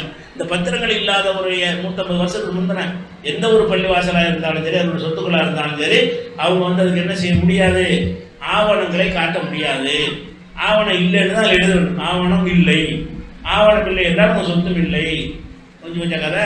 அப்போ இந்த மாதிரி இன்னும் சொல்ல போனால் இந்த சட்டம் அமுலாச்சில் அமுலான மறுநாள் ஊபியில் பல சொத்துக்களை கைப்பற்றினாங்க. கோர்ட்டில் கேஸ் போடுறதுக்கு முன்னாடி சட்டம் அமுலாச்சின்னு சொன்ன உடனேயே பல சொத்துக்களை வந்து இதுக்கு ஆவணம் இல்லை, அதுக்கு ஆவணம் இல்லை, அதுக்கு ஆவணம்னு ஒரு நாளில் அப்படியே கைப்பற்றி விட்டாங்க. பிளான் பண்ணி வச்சிருந்து இதெல்லாம் அரசாங்கத்துக்கு சொந்தம்னு சொல்லிட்டாங்க. அதை நிறுத்திடுச்சு கோர்ட்டு. இப்போ செல்லாதது, கோர்ட்டு நிறுத்திடுச்சு. ஸ்டே இருக்கிறதுனால செல்லாது. இது முக்கியமான ஒரு விஷயம். அப்போ இது ஒன்றாச்சா. அதுக்கடுத்து வந்து இன்னொரு விஷயத்தை கேட்கணும். அதாவது முஸ்லீம்களுடைய இந்த வக்ஃபு சொத்து விஷயத்துக்கு என்ன செஞ்சுன்னு சொன்னால், கோர்ட்டில் போய் முடைக்கிறாங்க. வக்ஃபு சொத்தை வந்து எடுத்து கைப்பற்றிக்கிறாங்க. வக்ஃபு சொத்தை கொடுறான்னு கேட்டால் தரமாட்டேங்கிறாங்க. தரமாட்டேன்னு சொன்னால் கோர்ட்டில் கேஸ் போட்டு விட்ருவாங்க. கேஸை போட்டு விட்டோன்னே அது வழக்கு நடக்க பல வருஷங்கள் நடக்கும். நமக்கு வாடகையும் தரமாட்டான். வக்ஃபு சொத்தை ஆக்கிரமிச்சுட்டு இருக்கிறவன் கடைசியில் வந்து அவனுக்கு சொந்தங்கிற ஒரு தீர்ப்பை கூட வாங்கிடுவாங்கிற ஒரு நிலைமை இருந்துச்சு முன்னாடி. அதுக்காக என்ன செஞ்சாங்கன்னு கேட்டால், அந்த 1995 அந்த வக்ஃபு சட்டம் கொண்டு வரும் பொழுது இது முஸ்லீம்களுடைய இந்த சொத்தை நம்ம பாதுகாத்து ஆகணும் அப்படிங்கிறதுக்காக வேண்டி இந்த வக்ஃபு சம்பந்தமான விஷயங்களை விசாரிப்பதற்காக வேண்டி கோர்ட்டுக்குள்ள நேரடியாக நீங்கள் போகக்கூடாது. அதுக்கு ஒரு தீர்ப்பாயம்னு என்ன செய்கிறாங்க, அது ஒரு இதை ஒன்று, அது கோர்ட் மாதிரி தான் தீர்ப்பாயம்னு ஒன்று நியமிக்கிறாங்க. அந்த தீர்ப்பாயத்தில் வந்து 10 முஸ்லீம் இருக்கணும், 2 முஸ்லீம் பெண்கள் இருப்பாங்க. தீர்ப்பாயம்ங்கிறது அது ஒரு நீதிமன்றம் மாதிரி தான். அதில் யாரெல்லாம் இருப்பாங்கன்னு கேட்டால் 10 முஸ்லீம் இருப்பாங்க, 2 முஸ்லீம் பெண்கள் வேறு இருப்பாங்க, 12 பேர். முஸ்லீம் அல்லாத 2 பேர் இருப்பாங்க, 14 பேர். இந்த தீர்ப்பாயம்னு சொல்லக்கூடிய அதில் வந்து நீதிபதிகளாக 14 பேர் கொண்ட குழு இருப்பாங்க. அதில் முஸ்லீம் அல்லாத 2 பேரையும் சேர்த்துருந்தாங்க. பழைய சட்டத்தில் முஸ்லீம் அல்லாதவங்க 2 பேர் இருப்பாங்க. ஏன்னாட்டா முஸ்லீம் சார்பாக போயிடக்கூடாது, ஒருத்தனாச்சும் அதில் இருக்கணும்னு சொல்லி அவங்க அரசாங்கத்துக்கு சாதகமாக அப்படி வச்சுக்கிட்டாங்க. 2 பேர் போட்டுக்கிட்டாங்க. இதுக்கு பேர் தீர்ப்பாயம். அப்போ எந்த வக்ஃபு தாவா வந்தாலும் நீங்கள் தீர்ப்பாயத்தெல்லாம் முறையிட முடியும். ஒரு சொத்து வந்து உங்கள் சொத்து வக்ஃபு சொத்துன்னு நோட்டீஸ் அனுப்பிட்டாங்கன்னு வைங்க, நீங்கள் கோர்ட்டுலாம் போயிடாது, அவங்கள்ட்ட போய் முறையிடணும். தீர்ப்பாயத்தில் போய் எங்கள் சொத்து இது, அந்த வக்ஃபு ஒரு தப்பாக எங்கிட்ட உரிமை கொண்டாடுறாங்க, நீங்கள் அது நியாயம் வழங்கன்னு தீர்ப்பாயத்தில் கேட்கணும். இந்த தீர்ப்பாயம் வந்து அந்த கோர்ட்டு மாதிரி இல்லாமல் இந்த மாதிரி கலந்துரையாடல் முறையில் 14 பேர் உட்காந்து ஆய்வு செஞ்சு ரிசர்ச் பண்ணி தப்பாக சொல்கிறாங்க, வக்ஃபு சொந்தம் இல்லை, நீங்களே வச்சுக்கோங்க அப்படின்னு சொல்லுவாங்க. நேர்மையாக வந்து கரெக்டான தீர்ப்பு அளிச்சிருவாங்க. இல்லை வக்ஃபுடையதான்னு சொன்னாங்கன்னா அது சொல்லிடுவாங்க. அந்த தீர்ப்பு அளித்த பிறகு உங்களுக்கு மாற்று கருத்து இருந்தால் உயர்நீதிமன்றத்துக்கு போகணும், ஹைகோர்ட்டுக்கு போகணும். கீழே உள்ள மாஜிஸ்ட்ரேட்டு அதெல்லாம் போக முடியாது. தீர்ப்பாயத்தினுடைய முடிவு வந்து இறுதியானது கிடையாது. அது தீர்ப்பாயத்தோடு அவங்க ஒதுக்கிட்டாங்கன்னா முடிஞ்சு போச்சு. தீர்ப்பாயத்தில் அந்த அளித்த தீர்ப்பு வந்து தப்புன்னு ஒருத்தர் விளங்கினார். என் சொத்தை வந்து வக்ஃபு போடு, வக்ஃபு சொத்துன்னு சொல்லுது. என் சொத்து நான் குடியிருக்கிற வீடு அது வக்ஃபில் வருதுன்னு சொல்கிறாங்கன்னு வைங்க, நான் எங்கே முறையிடனே? நீங்கள் மாவட்ட நீதிமன்றத்துக்கு போக இயலாது, சிவில் நீதிமன்றத்துக்கு போக இயலாது. எங்கே போகணும்னா வந்து வக்ஃபுடைய தீர்ப்பாயத்து தான் போகணும். அவங்க வச்சுக்கிற தீர்ப்பாயத்தெல்லாம் போய் என்ன செய்யணும், நீங்கள் வழக்கு போடணும். எங்களுக்கு சொந்தமானது இதை வக்ஃபில் வந்து நீங்கள் தப்பாக கேட்குறாங்க, நீங்கள் பார்த்து நியாயம் வழங்குங்கன்னு இப்போ முறையிடணும். அவங்க முறையை விசாரித்து அநியாயமாக அந்த வக்ஃபு போர்டில் அறிக்கை அனுப்புவாங்க. அப்படி இருக்குமென்று சொன்னால் வக்ஃபு போர்டு ஆணை தப்பாக செஞ்சுட்டாங்க, அது உங்கள் சொத்து தான் அப்படின்னு ஆர்டர் வாங்கிட்டாங்கன்னா அது முடிஞ்சு வச்சு அப்புறம் வக்ஃபு சொத்து இல்லைன்னு ஆயிரும். அவங்க இல்லை வக்ஃபுக்குள்ளே தான் தீர்ப்பளித்தாங்கன்னு சொன்னால் இவனுக்கு இன்னொரு வாய்ப்பு இருக்கிறது. உயர்நீதிமன்றத்துக்கு போகலாம், ஹைகோர்ட் சுப்ரீம் கோர்ட்டு போகலாம். அப்போ சென்னை ஹைகோர்ட்லேயே மெட்ராஸ் மதுரை ஹைகோர்ட்லேயே என்ன செய்யணும், தீர்ப்பாயத்தில் தப்பான தீர்ப்பு வழங்கியிருக்காங்க, எங்களுக்கு சொந்தமானதை வந்து வக்ஃப் போர்டுக்கு சொந்தமானன்னு சொல்லிவிட்டார்கள் என்று சொல்லி கோர்ட்டுக்கு போகிறதுக்கு இவங்களுக்கு உரிமை இருக்கிறது. அந்த தீர்ப்பாயத்தில் இப்போ உங்களுக்கு சாதகமாக சொல்லிட்டு போயிருவீங்கன்னு சொல்ல முடியாது. ஏன்னா மேல்முறையீடு செஞ்சு அந்த சொத்துக்கு உரிமையாளருக்கும் ஒரு நியாயம் வழங்கியிருக்கிறாங்க. இப்படியான ஒரு தீர்ப்பாயம் இருந்துச்சு. இப்போ என்ன செஞ்சிட்டாங்கன்னா இன்னும் தீர்ப்பாயம் கிடையாது, தீர்ப்பாயமே கிடையாது, இனிமேல் என்ன கிடையாது, இது சம்பந்தமாக எந்த ஒரு தீர்ப்பாயமும் கிடையாது. வேற என்னன்னு கேட்டால் இது எல்லாமே கலெக்டர் தான் பார்த்துக்கிடுவார். கலெக்டர்கிட்ட போயிடும். கலெக்டருக்கு ஒன்று கருத்து என்னன்னா, கலெக்டரு, துணை கலெக்டரு, தாசில்தார்லாம் அது அடங்குமா. அந்தந்த வெய்யாவுக்கு தகுந்த மாதிரி மாவட்ட சம்மந்தப்பட்டதாக கலெக்டர் வருவார், ஜில்லா சம்மந்தப்பட்டதாக தாசில்தார் வருவார். அப்போ இதன் முடிவு செய்யக்கூடிய அதிகாரம் யாருக்கு வந்துடுது? நீதிமன்றத்துக்கு கூட வரல. யாருக்கு வருது? தாசில்தாருக்கு வருது. ஒரு தாசில்தார்கிட்ட போய் இது எங்கள் சொத்துன்னு ஒருத்தன் வக்ஃப் சொத்தை வந்து ஏன் சொத்துன்னு போய் கம்ப்ளைண்ட் பண்ணான்னு வைங்க. தாசில்தார் நினைச்சாருன்னு சொன்னால் ஆமாம் ஓன் சொத்து தான், அது வக்ஃப் சொத்து இல்லைன்னா அதான் முடிவு. இந்த வக்ஃப் சொத்தா வக்ஃப் சொத்து இல்லையா என்று தாவா வரும் என்று சொன்னால் அது குறித்து தீர்ப்பளிக்கக்கூடியது யார் அளிப்பார்னா கலெக்டர் அளிப்பார். அல்லது கலெக்டரால் நியமிக்கப்பட்ட அந்த டிபார்ட்மெண்ட் நியமிப்பாங்க. அதாவது துணை கலெக்டர், தாசில்தார் பல பொறுப்பில் உள்ளவங்க, அந்த மட்டத்தில் உள்ளவர்கள் என்ன செய்வாங்கன்னா அந்தந்த மட்டத்தில் அது தீர்ப்பளிப்பார்கள் வருது. இப்படி தீர்ப்பளித்தா என்னவாங்க? ஒரு அரசாங்கத்துடைய இடம்னு சொல்லி அரசாங்கம் கோரிக்கை வைக்கிறவங்க, இன்னும் சொல்லப்போனால் அரசுக்கு சொந்தமான இடம்னு கோரிக்கை வந்துருச்சுன்னு சொன்னால் உடனே கலெக்டர் என்ன செய்வார்னா அரசுக்கு சொந்தம்னு சொல்லிடுவார். தீர்ப்பு பின்னாடி தான் வரும். அதாவது கவர்மெண்ட் என்ன செய்கிறாங்கன்னா இது வந்து எங்களுடைய விவசாய டிபார்ட்மெண்ட் உள்ளது, இது எஜுகேஷன் டிபார்ட்மெண்ட்டுக்கு உள்ளது. அரசாங்கத்தில் இப்போ டிபார்ட்மெண்ட் இருக்குல்ல, ஏதோ ஒரு டிபார்ட்மெண்ட்டுக்கு சொந்தமான ஒரு இடத்தை வந்து வக்ஃப் போர்டுக்காரங்க வக்ஃப்னு சொல்கிறாங்கன்னு ஒரு கேஸை போடுறாங்கன்னு கலெக்டர்கிட்ட மனு கொடுத்தாருன்னு வைங்க. மனு வாங்கின உடனே இந்த சட்டத்தில் இருக்குது. மனு வாங்கினோன்னு என்ன செய்வார் கலெக்டர் வந்து உங்கள் சொத்து இல்லை, வக்ஃப் இல்லைன்றுவார். எது வரைக்கும்? தீர்ப்பு வர்ற வரைக்கும். தீர்ப்பு வந்து சாதகமாக வந்தால் உனக்கு தருவார், சாதகமாக இல்லாட்டாலும் அதுக்கு நீ வக்ஃபுங்கிறது அன்னையிலேருந்து வக்ஃபுன்னு பயன்படுத்தக்கூடாது. எப்போ அரசாங்கம் வந்து எந்த ஒரு அரசாங்கம்ங்கிறது அரசாங்கம் மட்டும் இல்லை, அரசாங்கம் என்பதில் என்ன ஒன்றா வரும்னு அதில் குறிப்பிட்டிருக்காங்க. அரசாங்கம்னு கேட்டால் ஒரு பஞ்சாயத்து போர்டு அரசாங்கம் தான், ஒரு கார்பரேஷன் மாநகராட்சி ஒரு அதில் குறிப்பிட்டிருக்காங்க அரசாங்கம் தான். ஒரு பஞ்சாயத்து போர்டில் என்ன செய்யுதுன்னா ஒரு இடத்த பிடிச்சிட்டு இது அரசாங்கத்துக்கு சொந்தமான இடத்துல பள்ளிவாசல் கட்டிவிட்டாங்கன்ட்டு ஒரு மனுவை கொடுக்குறாரு. ஒரு பஞ்சாயத்து போர்டு ஒரு தலைவர் அவர் என்ன செய்வார்னு கேட்டால் கலெக்டர்கிட்ட போய் தாசில்தார்ட்ட மனுவை கொடுப்பாரு. எப்படி கொடுப்பாரு? இந்த பள்ளிவாசல் கட்டியிருக்கிறாங்க, இந்த பள்ளிவாசல் வந்து நம்ம பஞ்சாயத்து போர்டுக்குள்ளே வருது, பஞ்சாயத்து போர்டு சொந்தமானதுன்னு சொல்லிட்டாருன்னு வைங்க. அந்த மனுவை ஏற்ற உடனேயே இல்லைன்றார், வக்ஃப் இல்லைன்றார். அது எடுத்த உடனே பள்ளிவாசலை காலி பண்ணு, அப்போ உனக்கு தான் உள்ளது நீ ஆதாரத்தை காட்டுனேன்னு சொன்னால் 6 மாதத்துக்கு பிறகு தீர்ப்பளிக்கும் போது ஆதாரம் காட்டினா திருப்பி தருவாங்க. தீர்ப்பு ஆதாரம் காட்ட முடியலைன்னு சொன்னால், ஆதாரம் நம்ம பேப்பர் ஆதாரம் தான், அப்படி ஆதாரம் காட்ட முடியலைன்னு சொன்னால் அது வந்து பஞ்சாயத்து போர்டு சொந்தமாக போயிடும். அப்போ ஒரு அரசு என்று இவங்க சொல்வது வந்து ஒரு பஞ்சாயத்து போர்டில் கூட ஒரு 4 பேர் நமக்கு எதிரானவர் இருந்தால் கூட அவங்களுடைய மெஜாரிட்டியை தீர்மானம் பண்ணி ஒவ்வொரு பள்ளிவாசலும் எங்களுக்கு சொந்தமானது ஒரு மனு கொடுத்துட்டா போதும். அந்த பள்ளிவாசல்காரனுக்கு ஆதார் கார்டு ஆகலாது. பழைய பள்ளியாக இருந்துச்சுன்னு வைங்க. இன்னும் சொல்ல போனால் புறம்போக்குலாம் அதை கட்டி தான் இருக்காங்க, இல்லைன்னு சொல்ல முடியுமா? புறம்போக்கான இடங்களில் நம்ம மக்கள் பள்ளிவாசல் கட்டி தான் இருக்கிறாங்க, கோயில் கட்டி தான் இருக்கிறாங்க, சர்ச்சைகள் கட்டி தான் இருக்கிறாங்க, கட்சி அலுவலகங்கள்லாம் கட்டி தான் இருக்கிறாங்க. யாருக்கும் சொந்தம் இல்லாத இடம் நீங்கள் பள்ளிவாசலில் கட்டிடுவீங்க, புறம்போக்கு இடமா இருக்குது. அதை ஒரு பஞ்சாயத்து போர்டில் கவனிச்சு, புறம்போக்கு அரசாங்க இடம் தானே. புறம்போக்கு என்றால் அரசாங்கத்துடைய இடம். நீங்கள் 50 வருஷமாக வச்சுருப்பீங்க, 100 வருஷமாக வச்சுருப்பீங்க, புறம்போக்கு வச்சுருந்தா உங்களுக்கு சொந்தம்னு ஆயிரும். ஆனால் இது பள்ளிவாசலுக்கு வராது. இந்த பள்ளிவாசலை வந்து நீங்கள் புறம்போக்கு உங்களுக்கு காசு கொடுத்து வாங்காத ஒரு இடத்துல நீங்கள் கட்டி ஒரு 100 வருஷமாக அனுபவிச்சுட்டு வரீங்கன்னு வைங்க. அதை ஒரு பஞ்சாயத்து போர்டு கண்டுபிடிச்சி என்ன செய்கிறான், இது வந்து பள்ளிவாசலுக்கு சொந்தமானது இல்லை, அரசுக்கு சொந்தமானது ஒரு வரி எழுதினா போதும். கலெக்டருக்கு, தாசில்தாருக்கு இந்த இடம் அரசுக்கு சொந்தமானது, அதில் பள்ளி நடத்துகிறாங்கன்னு சொன்னால் அது வந்து கவர்மெண்ட் கையில் போயிடும். உதாரணத்துக்கு சொல்வதாக இருந்தால் வேலூரில் ஜெயிலுக்குள்ள கோட்டையில் ஒரு பள்ளிவாசல் இருக்குது. வேலூருக்குள்ளே என்ன செய்யுது, ஒரு பள்ளிவாசல் இருக்குது. அதில் வந்து ஒரு கோயிலும் இருக்குது, ஜலகண்டேஸ்வர ஆலயம்னு ஒரு கோயிலும் இருக்கிறது, அது ஒரு பள்ளியும் இருக்கிறது. கவர்மெண்ட் என்ன செஞ்சிட்டாங்கன்னு கேட்டால் அது ரெண்டையுமே வந்து புராதன சின்ன அறிவிச்சுட்டாங்க. அறிவித்தோன்னு என்னவாச்சுன்னு சொன்னால் அது கவர்மெண்ட் கையில் போயிடும். இந்த பள்ளிவாசல் நிர்வாகம் பண்ணவங்க யாரும் போக முடியாது, தொழுகையும் நடத்த முடியாது. புராதன சின்னம்னு அறிவிச்சிட்டாங்கன்னு சொன்னால் பார்வையிடலாம் போய் மக்கள் காட்சி பொருளாக இருந்து புராதன சின்னத்தை மியூசியம்லாம் பார்க்குறீங்கல்ல, மியூசியத்தில் போய் வாழ் கத்தி அருவான்னு பார்க்குற மாதிரி அந்த காலத்தில் ஒரு கட்டணம் இருந்துச்சு அப்படின்னு பார்வையாளராக உள்ளதுக்கு தான் அது இருக்குமே தவிர அதில் வழிபாடுலாம் நடத்தக்கூடாது. இப்போ சட்டம் இருக்கிறது. அந்த சட்டத்தை மீறி என்ன செய்கிறாங்கன்னா வேலூரில் ஜலகண்டேஸ்வரர் கோயிலுக்கு மட்டும் இந்த வழிபாட்டுக்கு அனுமதிக்கிறாங்க, பள்ளிவாசலுக்கு தொழில் அனுமதிக்க மாட்டேங்கிறாங்க. அது ஒரு பெஞ்சாத போராட்டம் பண்ணாங்கன்னு நடந்து கொண்டு இருக்கிறது. ஆனாலும் அதனுடைய உரிமை வந்து வக்ஃபில் இருக்கும். அதாவது அதனுடைய நிர்வாகம் பண்ணி இருந்தாலும் அந்த சொத்து யாருக்குரியதாக இருக்கேன்? வக்ஃபில் தான் இருந்துச்சு. இந்த பள்ளிவாசல் வந்து வக்ஃபில் இருந்த ஒரு பள்ளிவாசல், ஒரு 150 வருஷம் ஆன ஒரு பள்ளிவாசல், ஒரு வரலாற்று சின்னமான ஒரு பள்ளிவாசல் வச்சுக்கிறங்க. அந்த பள்ளிவாசலை வந்து புராதன சின்னம் அறிவிச்சிட்டாங்கன்னு சொன்னால் அதனுடைய நிர்வாகத்தை அவங்க எடுத்துக்குவாங்க. சொத்து உரிமையே இருக்க இயலாது. அந்த சொத்து உரிமை யார் கையில் இருக்கேன்? வக்ஃபில் இருக்கும். இனிமேல் புராதன சின்னங்கள் அறிவிக்கப்பட்டு விட்டால் அந்த உரிமை போயிடும். நீங்கள் பள்ளிவாசல் சொத்து அது வராது, பள்ளிவாசலுடைய சொத்து அது ஆகாது.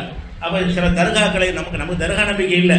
தர்கா நம்பிக்கை உள்ளபடி பார்த்தீங்கன்னு சொன்னால் இப்போ அவுரங்கசீப்புடைய இடம் நடந்துகிட்டு இருக்கிற பஞ்சாயத்து நினச்சில் அவுரங்கசீப் அவுரங்காபாத்துங்கிற பகுதியில் அவுரங்கசீப் மும்பைக்கு பக்கத்தில் அடக்கம் செய்யப்பட்டிருக்கிறார். அவர் வந்து ஒரு எளிமையான வாழ்க்கை வாழ்ந்ததுனால எனக்கு தர்காவெல்லாம் கட்டக்கூடாதுன்னு சொன்ன காரணத்தினால சும்மா புதைச்சி வச்சுருக்கிறாங்க. ஆனால் அதுக்கு சுற்றி சில இடங்கள் இருக்கிறது. அது ஒரு பல ஏக்கர் இடங்கள் என்ன செய்து அதை காம்பவுண்டு பண்ணி அவுரங்கசீப்புடைய நினைவிடம் வச்சுட்டு இருக்கிறாங்க. அது ஒரு தர்காவாக இருந்தது. அதை நினைச்சிட்டாங்கன்னா புராதன சின்னம் அறிவிச்சு விட்டாங்க. அறிவிச்சு விட்டா தர்கான்னு வச்சு சம்பாதிச்சாங்களா அவங்களாம் உள்ளே போக முடியாது. அது புராதன கவர்மெண்ட்டாக போயிடும். இவங்களுடைய சொத்தாக இருந்தது எங்கே மாறிடுது? அங்கே போயிடுது. அந்த மாதிரி உள்ள விஷயம். இப்போ என்ன செய்கிறான்னு கேட்டால் புராதன சின்னம்னு அறிவிச்சாலே உங்க விட்டு போயிடும். அவன் நினைச்சான்னு சொன்னால் இப்போ நாகூர் தர்கா இருக்கணும், ரொம்ப காலம் தர்கா தானே. அவன் நாகூர் தர்கா புராதன சின்னம்னு அறிவிச்சான்னு வைங்க, அவ்வளோதான். நீங்கள் தர்காவுக்கு வெளியே போயிட வேண்டியதான். நாகூர் தர்கா புராதன சின்னத்தில் ஆக்கிட்டோம்னு சொன்னால் நீங்கள் உள்ளே வர முடியாது. யாரோட வரலாம் போகலாம், பாத்தியாலும் வர முடியாது. வரலாம் போகலாம், பார்க்கலாம், தடை பார்க்கலாம், தொட்டு பார்க்கலாம், போட்டோ எடுக்கலாம். டூரிஸ்ட் பிளேஸ் மாதிரி தான் ஆகிக்கிறமே தவிர புராதன சின்னங்கள் எதுவுமே வக்ஃபில் வராது. வக்ஃபு செய்யப்பட்டு இருந்தாலும் புராதன சின்னம்னு ஒரு சட்டத்தை கொண்டு வந்தால் முடிஞ்சு வச்சோம். எந்த சொத்தை எடுக்க நினைச்சான்னு வைங்க. இப்போ அஜ்மீருக்கு நிறைய போகிறாங்க, இந்த அஜ்மீரை காலி பண்ணணும் அப்படின்னு நினச்சி அஜ்மீர் தர்காவை நாங்கள் புராதன முஸ்லீம்களை மதிக்கும் விதமாக நாங்கள் புராதன சின்னமாக்குகிறோம்னு அறிவிச்சான்னு வைங்க, அன்னையோடு அது முடிஞ்சு வச்சுக்காது. அது புராதன சின்னம்னு அறிவிச்சான்னு வைகிறேன். அப்போ அந்த நம்மள்கிட்ட புடிமானமாக உள்ளதை வந்து புராதன சின்னம் என்று அறிவித்து கைப்பற்றி கொள்ளலாம். நம்மள்கிட்ட உள்ள புடியை எடுத்துடலாம். அது மாதிரி டெல்லி ஜும்மா மசூதி இருக்குன்னு வைங்களேன், முக்கியமான இடத்துல தொழுதுட்டு இருக்கிறாங்க, பெரிய நியூசன்ஸாக இருக்கிறது, புராதன சின்னம் அறிவிடான்ட்டாங்க. நீங்கள் தொழலாம் போக முடியாது. செங்கோட்டை பள்ளிவாசல் இருக்குல்ல டெல்லியில், ஷாஜஹான் கட்டின பள்ளிவாசல், அந்த பள்ளிவாசலை வந்து புராதன சின்னம் அறிவிச்சுதான் என்று சொன்னால் அங்கே நீங்கள் தொழுகை பண்ண முடியாது. கவர்மெண்ட் கையில் போயிடும், ராணுவத்தை போட்டு வச்சுருவாங்க. சுற்றுலா பயணிகளை டிக்கெட் வாங்கி போய் பார்த்துட்டு வரலாம், அவ்வளவு தான் வருமே தவிர அது பள்ளிவாசலாக இருக்காது. அப்போ நினைத்த பள்ளிவாசல்களை புராதன சின்னம் அறிவிக்க முடியும். வேணும்னு அறிவிக்கக்கூடியவர்கள் இவர்கள், வேணுமென்று அறிவிப்பார்கள். நினைச்ச தர்காக்களை அறிவிப்பார்கள், நினைச்ச நினைவு சின்னங்கள்லாம் அறிவிப்பார்கள். அந்த மாதிரி அறிவித்தார்கள் என்று சொன்னால் அது புராதன சின்னம்ங்கிற கணக்கில் வந்த பிறகு வக்ஃபிலிருந்து எடுக்கப்பட்டு விடும், வக்ஃபில் இருக்காது. அப்போ எத்தனை சொத்து இதிலேருந்து போகும்? இதில் எவ்வளோ சொத்து போகும்? இந்த குறிப்பாக இந்த விஷயங்கள் இந்த தர்காக்காரர்கள் தான் அதிகமான பாதிப்பு. நமக்கு புராதன சின்னம் கிடையாது. அவங்க புராதன சின்னமாக தர்காவை நீண்ட காலமாக நாங்கள் தர்கா வச்சுக்கிறோன்னு சொல்கிறாங்கல்ல, அந்த தர்காவெல்லாம் என்ன செய்ய வேண்டியிருக்கு? இழக்க வேண்டி வரும். ஒரே ஒரு உத்தரவு தான், ஒன்றும் கேட்க மாட்டாங்க. தர்கா வந்து புராதன சின்னம் ஆக்கிட்டோம், புராதன சின்னம் ஆக்கிட்டால் கதை முடிஞ்சு வச்சு அவங்கள்ட்ட சொல்லணும். இன்னும் சொல்ல போனால் உங்கள் ஜங்கல் பீருக்குன்னா பஞ்சாயத்து வரும். இப்போ ஜங்கல் பீர் தர்கான்னு வச்சுருக்கீங்கல்ல, அதுக்கு என்ன செய்யலாம்னா மாநகராட்சியில் இது வந்து அரசு சொத்து தான், ஏன்னா ரோட்டில் இருக்கிறது. பிரதான சாலையில் யாருக்கு சொந்தம்? அரசாங்கத்துக்கு தானே சொந்தம். பிரதான சாலையில் கொண்டு வச்சிருக்கிறாங்க, ரோடு வந்து அரசாங்கத்துக்கு சொந்தம். அரசாங்கம் சொந்தமான இடத்துல வச்சு நம்ம கலெக்டர் மனு கொடுத்தா அடித்து தருவோம். ஒரு மனு தான், காலையில் கொடுத்து சாயந்தரம் காலி ஆகிடும். அப்போ அந்த சட்டம் எப்படி கொண்டு வர்றாங்கன்னு கேட்டால் அந்த இந்த மாதிரி ஒரு அரசுக்கு சொந்தமான ஒரு விஷயத்தை வந்து அவங்க கலெக்டரை தாசில்தார் அவங்க முடிவு செஞ்சு அன்னைக்கு அந்த உரிமையை கைப்பற்றி விடலாம் அப்படின்னு பாதுகாக்கப்பட்ட நினைவு சின்னங்களை காலி பண்ணுறாங்க. இதுவும் ஒரு முக்கியமான விஷயம். அடுத்ததாக இன்னொரு என்னென்னு கேட்டால், நம்ம நாட்டில் பழங்குடி மக்களுக்குண்டே ஒரு சட்டம் இருக்குது. அதாவது வெள்ளைக்காரங்காலத்திலே அதை கொடுத்தான். பழங்குடி மக்களுக்கு வந்து பழங்குடினா உரிமையற்ற மக்களாக இருக்கிறாங்கல்ல, ஆதிவாசிகள் மாதிரி இருக்கிறாங்கல்ல, அவங்களுக்கு உரிமைக்காக என்ன செய்வான்னு கேட்டால் சில இடங்களை வந்து பழங்குடி மக்களுக்கு ஒதுக்கிடுவான். ஒன்றும் ஃப்ரீயாக கொடுத்துருப்பான் அல்லது கம்மியான காசு கொடுப்பான். அந்த காலத்து வெள்ளைக்காரங்காலத்தில் பழங்குடி மக்களுக்கு என்ன செய்வான்னு கேட்டால் ஃப்ரீயாக ஆளுக்கு ஒரு 10 சென்ட், ஆளுக்கு ஒரு 5 சென்ட் கொடுப்பான். அல்லது என்ன செய்வான்னு கேட்டால் அடையாளமாக 100 ரூபா வாங்கி கொடுப்பான். 5 சென்ட் இடத்துக்கு எவ்வளோ 100 ரூபா வாங்கிட்டு கொடுத்துருப்பான். அப்போ ரொம்ப கம்மியான விலையிலையும் வந்து ஃப்ரீயாகவும் அந்த பழங்குடி மக்களுக்கு கொடுக்கணும்னு ஒரு சட்டம் வெள்ளைக்காரங்காலத்தில் கொண்டு வந்து அந்த பழங்குடி மக்களுக்குன்னு ஒதுக்கின ஊர்கள் இருக்குது, அந்த பகுதிகள் இருக்குது. அந்த பழங்குடிகளுக்கு உள்ள விஷயத்தில் வந்து நீங்கள் என்ன செய்ய முடியாதுன்னா, யாராவது வாங்கினீங்கன்னு சட்டப்படி செல்லாது. உதாரணமாக ஒரு ஊர் வந்து ஒரு சின்ன ஒரு கிராமம் வந்து பழங்குடிக்கு சொந்தமானதுன்னு வச்சுருக்கான், இருக்கால் இருக்குன்னு வைங்க. அதை கொண்டு வந்து விற்கிறான்னு வைங்க, நீங்கள் காசு கொடுத்து வாங்கி பத்திரப்பதிவு செஞ்சாலும் அதை வந்து புகார் பண்ணாலும் உங்களை எடுத்துருவோம். நீ பழங்குடி சொத்து நீயே வாங்குற, பழங்குடிக்கு சொந்தமான ஒரு சொத்தை வந்து நீ காசு கொடுத்து வாங்கினாலும் சரி அது பழங்குடி மக்கள் தான். அது மாதிரி பஞ்சமின்னா அந்த தலித் மக்களுக்கு அஞ்சாம் ஜாதின்னு சொல்லுவாங்கல்ல, அந்த பஞ்சமின்னு சொல்லி இந்த நாளிலே சேராதவங்க சூத்திர இருக்கிறாங்கல்ல, அந்த சேராதவர்களுக்குடைய சொத்துக்களை பஞ்சமி நிலம்னு சொல்லுவாங்க. அந்த நிலத்தை விற்கக்கூடாது. அவங்க தலித் என்பதற்காக ஒரு இடத்த அரசாங்கம் கொடுத்துருந்தான்னு சொன்னால் அவர் தலித்துக்கு தான் விற்றுக்கணும், தலித் தான் வச்சுக்கணுமே தவிர தலித் அல்லாத வேறு இந்துக்கும் வைக்க முடியாது, முஸ்லீமுக்கு விற்க முடியாது, கிறிஸ்துவ வைக்க முடியாது. அப்படி வாங்கிட்டால் செல்லாது. எந்த கோர்ட்டுக்கு போனாலும் உங்களுக்கு அந்த சொத்தை முறைப்படி நீ பத்திரத்தை பதிவு பண்ணாலும் அந்த பத்திரப்பதிவு செல்லாதுருவாங்க. அந்த மாதிரி உள்ள இருக்கிறதுனால இது பழங்குடி சட்டம் இப்போ தான் நீங்கள் கொண்டு வந்திருக்கிறீங்க.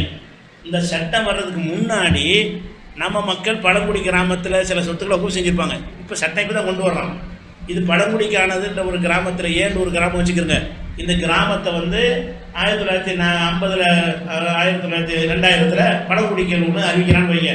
அப்போ 2000 பழங்குடின்னு அறிவிக்கிறான். 2000க்கு முன்னாடி அது பழங்குடிக்கு மக்களுக்குரியதாக இருக்கவில்லை. அந்த 2000க்கு முன்னாடி அது நீங்கள் ஒரு பள்ளிவாசல் சொத்தை வாங்கி வச்சுருந்தீங்கன்னு சொன்னால் பின்னாடி பழங்குடின்னு அறிவிச்சா அது நீங்கள் போயிடும், உங்களுக்கு போயிடும். அது பழங்குடியுடைய ஊர். பழங்குடி மக்களுக்கு அறிவிக்கிற ஊர்களில் என்ன செய்யக்கூடாது, உங்களுடைய சொத்து இருக்கக்கூடாது. பழங்குடி பகுதியில் என்னென்ன வக்ஃபு இருக்கிறதோ அந்த சட்டம் வருவதற்கு முன்னாடி, இப்போ பழங்குடிகளுக்குன்னு ஒதுக்குறாங்கல்ல, ஒதுக்கிறதுக்கு முன்னாடியே நீங்கள் அந்த வக்ஃபு செஞ்சுருந்தாலும் நீங்கள் காசு கொடுத்து வாங்கியிருந்தாலும் அது பழங்குடிகளுக்கு ஒதுக்கப்பட்டதுன்ற இந்த காரணத்தை காட்டி பின்தேதிக்கிற காரணம் காட்டி அதை அவர் பறித்து கொள்ள முடியும். அந்த சட்டத்தை கொண்டு வராங்க.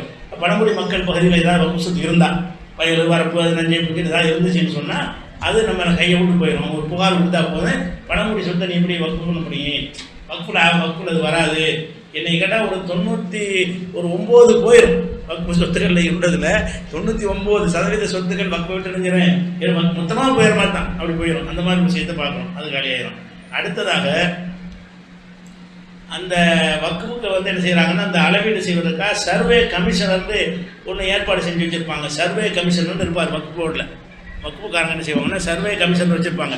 அந்த சொத்தில் வந்து இங்கே ஒரு இந்த 10 அடி நான் எடுத்துக்கிட்டேன்னு வைங்க, வக்ஃபு சொத்தில் இந்த இடம் வக்ஃபு சொத்து, இது என் சொத்து வைங்க. நான் வீடு கட்டும்போது வக்ஃபில் ஒரு 10 இடத்த எடுத்துக்கிட்டேன், வீடு கட்டிவிட்டேன். அப்படி செஞ்சேன்னா வக்ஃபுடைய சொத்தில் கொஞ்சோண்டு இடத்த நான் எடுத்துக்கிட்டேன்னு சொன்னால் வக்ஃபு என்ன செய்யணும், நோட்டீஸ் எடுப்பாங்க, நீ எங்கள் இடத்துல கைப்பற்றிக்கிட்டா உனக்கு கிடையாதுன்னு. அப்போ இந்த விஷயத்தை தாவா கொண்டு பண்ணோம்னு சொன்னால் வக்ஃபு போர்டில் என்ன செய்வாங்கன்னா சர்வே கமிஷன் வச்சுருப்பாங்க.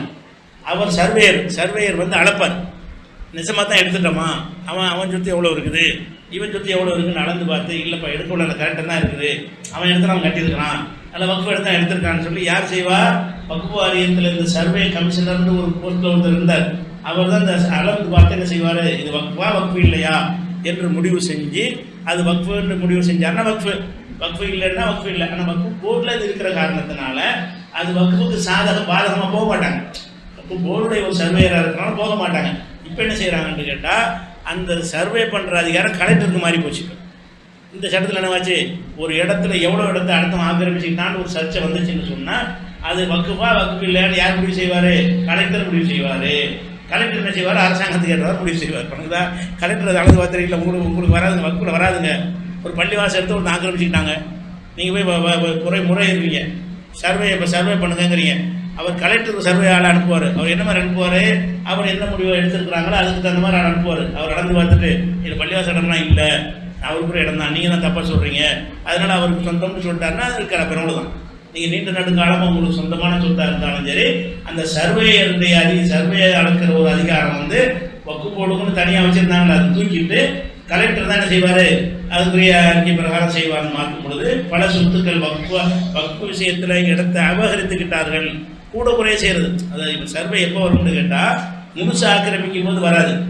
வக்ஃபுடைய சொத்துலேருந்து ஒரு ஏக்கர் எடுத்துக்கிட்டீங்க, ஒரு அரை ஏக்கர் எடுத்துக்கிட்டீங்க, ஒரு சென்ட் எடுத்துக்கிட்டீங்க, அந்த மாதிரியான தாவாக்கள் வரும்போது அளந்து தான் முடிவு எடுக்கணும். சொத்துக்கள் அளந்து பார்த்தா என்ன செய்யணும், இது சர்வே படி யாருக்கு சொல்கிறதுன்னு செய்யணும். அந்த அளக்கிற முடிவை யார் போய் எடுக்கிறா, கலெக்டருக்கு மாற்றுறோம் அப்படின்னு சொல்லி அதை மாற்றிக்கிட்டாங்க. அதுலேயும் நமக்கு பாதிப்பு வர வாய்ப்பு இருக்கிறது. அது கலெக்டர்னால் யாருக்கு விளக்கம் கொடுக்குறாங்க.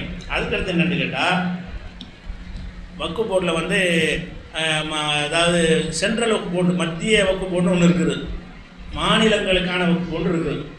சென்ட்ரல் வக்ஃபு போர்டுங்கிறது இந்தியா பூரா கட்டுப்படுத்தக்கூடிய மத்திய அரசின் கீழே உள்ள வக்ஃபுகளை குறிக்கிறது. சென்ட்ரல் ஸ்டேட் வக்ஃப் போர்டுங்கிறது தமிழ்நாடு, ஆந்திரா அந்தந்த மாநிலத்தில் ஒரு வக்ஃப் வாரியம் வச்சுருக்கிறாங்கல்ல.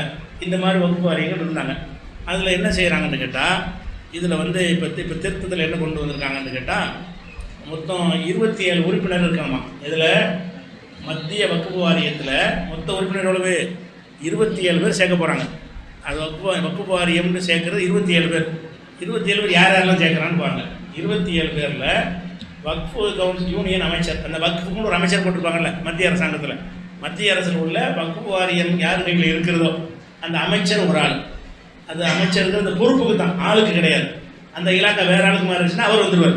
ஒரு நபருக்கு உரிய பதவி கிடையாது, அந்த பொறுப்புக்குள்ள பதவி. சரி, இந்த வக்ஃப் வாரியத்தை நிர்வகிக்கிற மத்தியில் இருக்கிற அமைச்சர் யாராக இருப்பார்? முஸ்லீம் கண்டிப்பாக இருக்க மாட்டாங்க. ஒரு முஸ்லீம் எம்பி அவங்களுக்கு இல்லையா? பிஜேபியில் ஒரு முஸ்லீம் கூட கிடையாது. அப்போ அந்த அமைச்சர் யாராக தான் இருப்பார்? இந்துவாக தான் இருப்பார், முஸ்லீம் அல்லாத ஒருவராக தான் இருப்பார். அப்போ முதல் அந்த அமைச்சர் இருப்பார் என்பதில் வக்ஃபுடைய தலைவராக யார் இருப்பா? ஒரு இந்து தான் இருக்க போகிறார். அது ஒன்று. ரெண்டாவது, 3 எம்பிக்கள்னு போடுறோம். 3 முஸ்லீம் எம்பிக்கள் இல்லை, நல்லா கவனிக்கணும். 3 எம்பிக்கள், 3 அது நாடாளுமன்றத்தில் 2, ராஜ்யசபையில் 1. அப்படி நாடாளுமன்றத்தில் 2, ராஜ்யசபையில் 1ங்கிற வகையில் 3 எம்பிக்கள் வந்து அதில் சேரணும். இந்த 3 எம்பி யாராக இருப்பான்?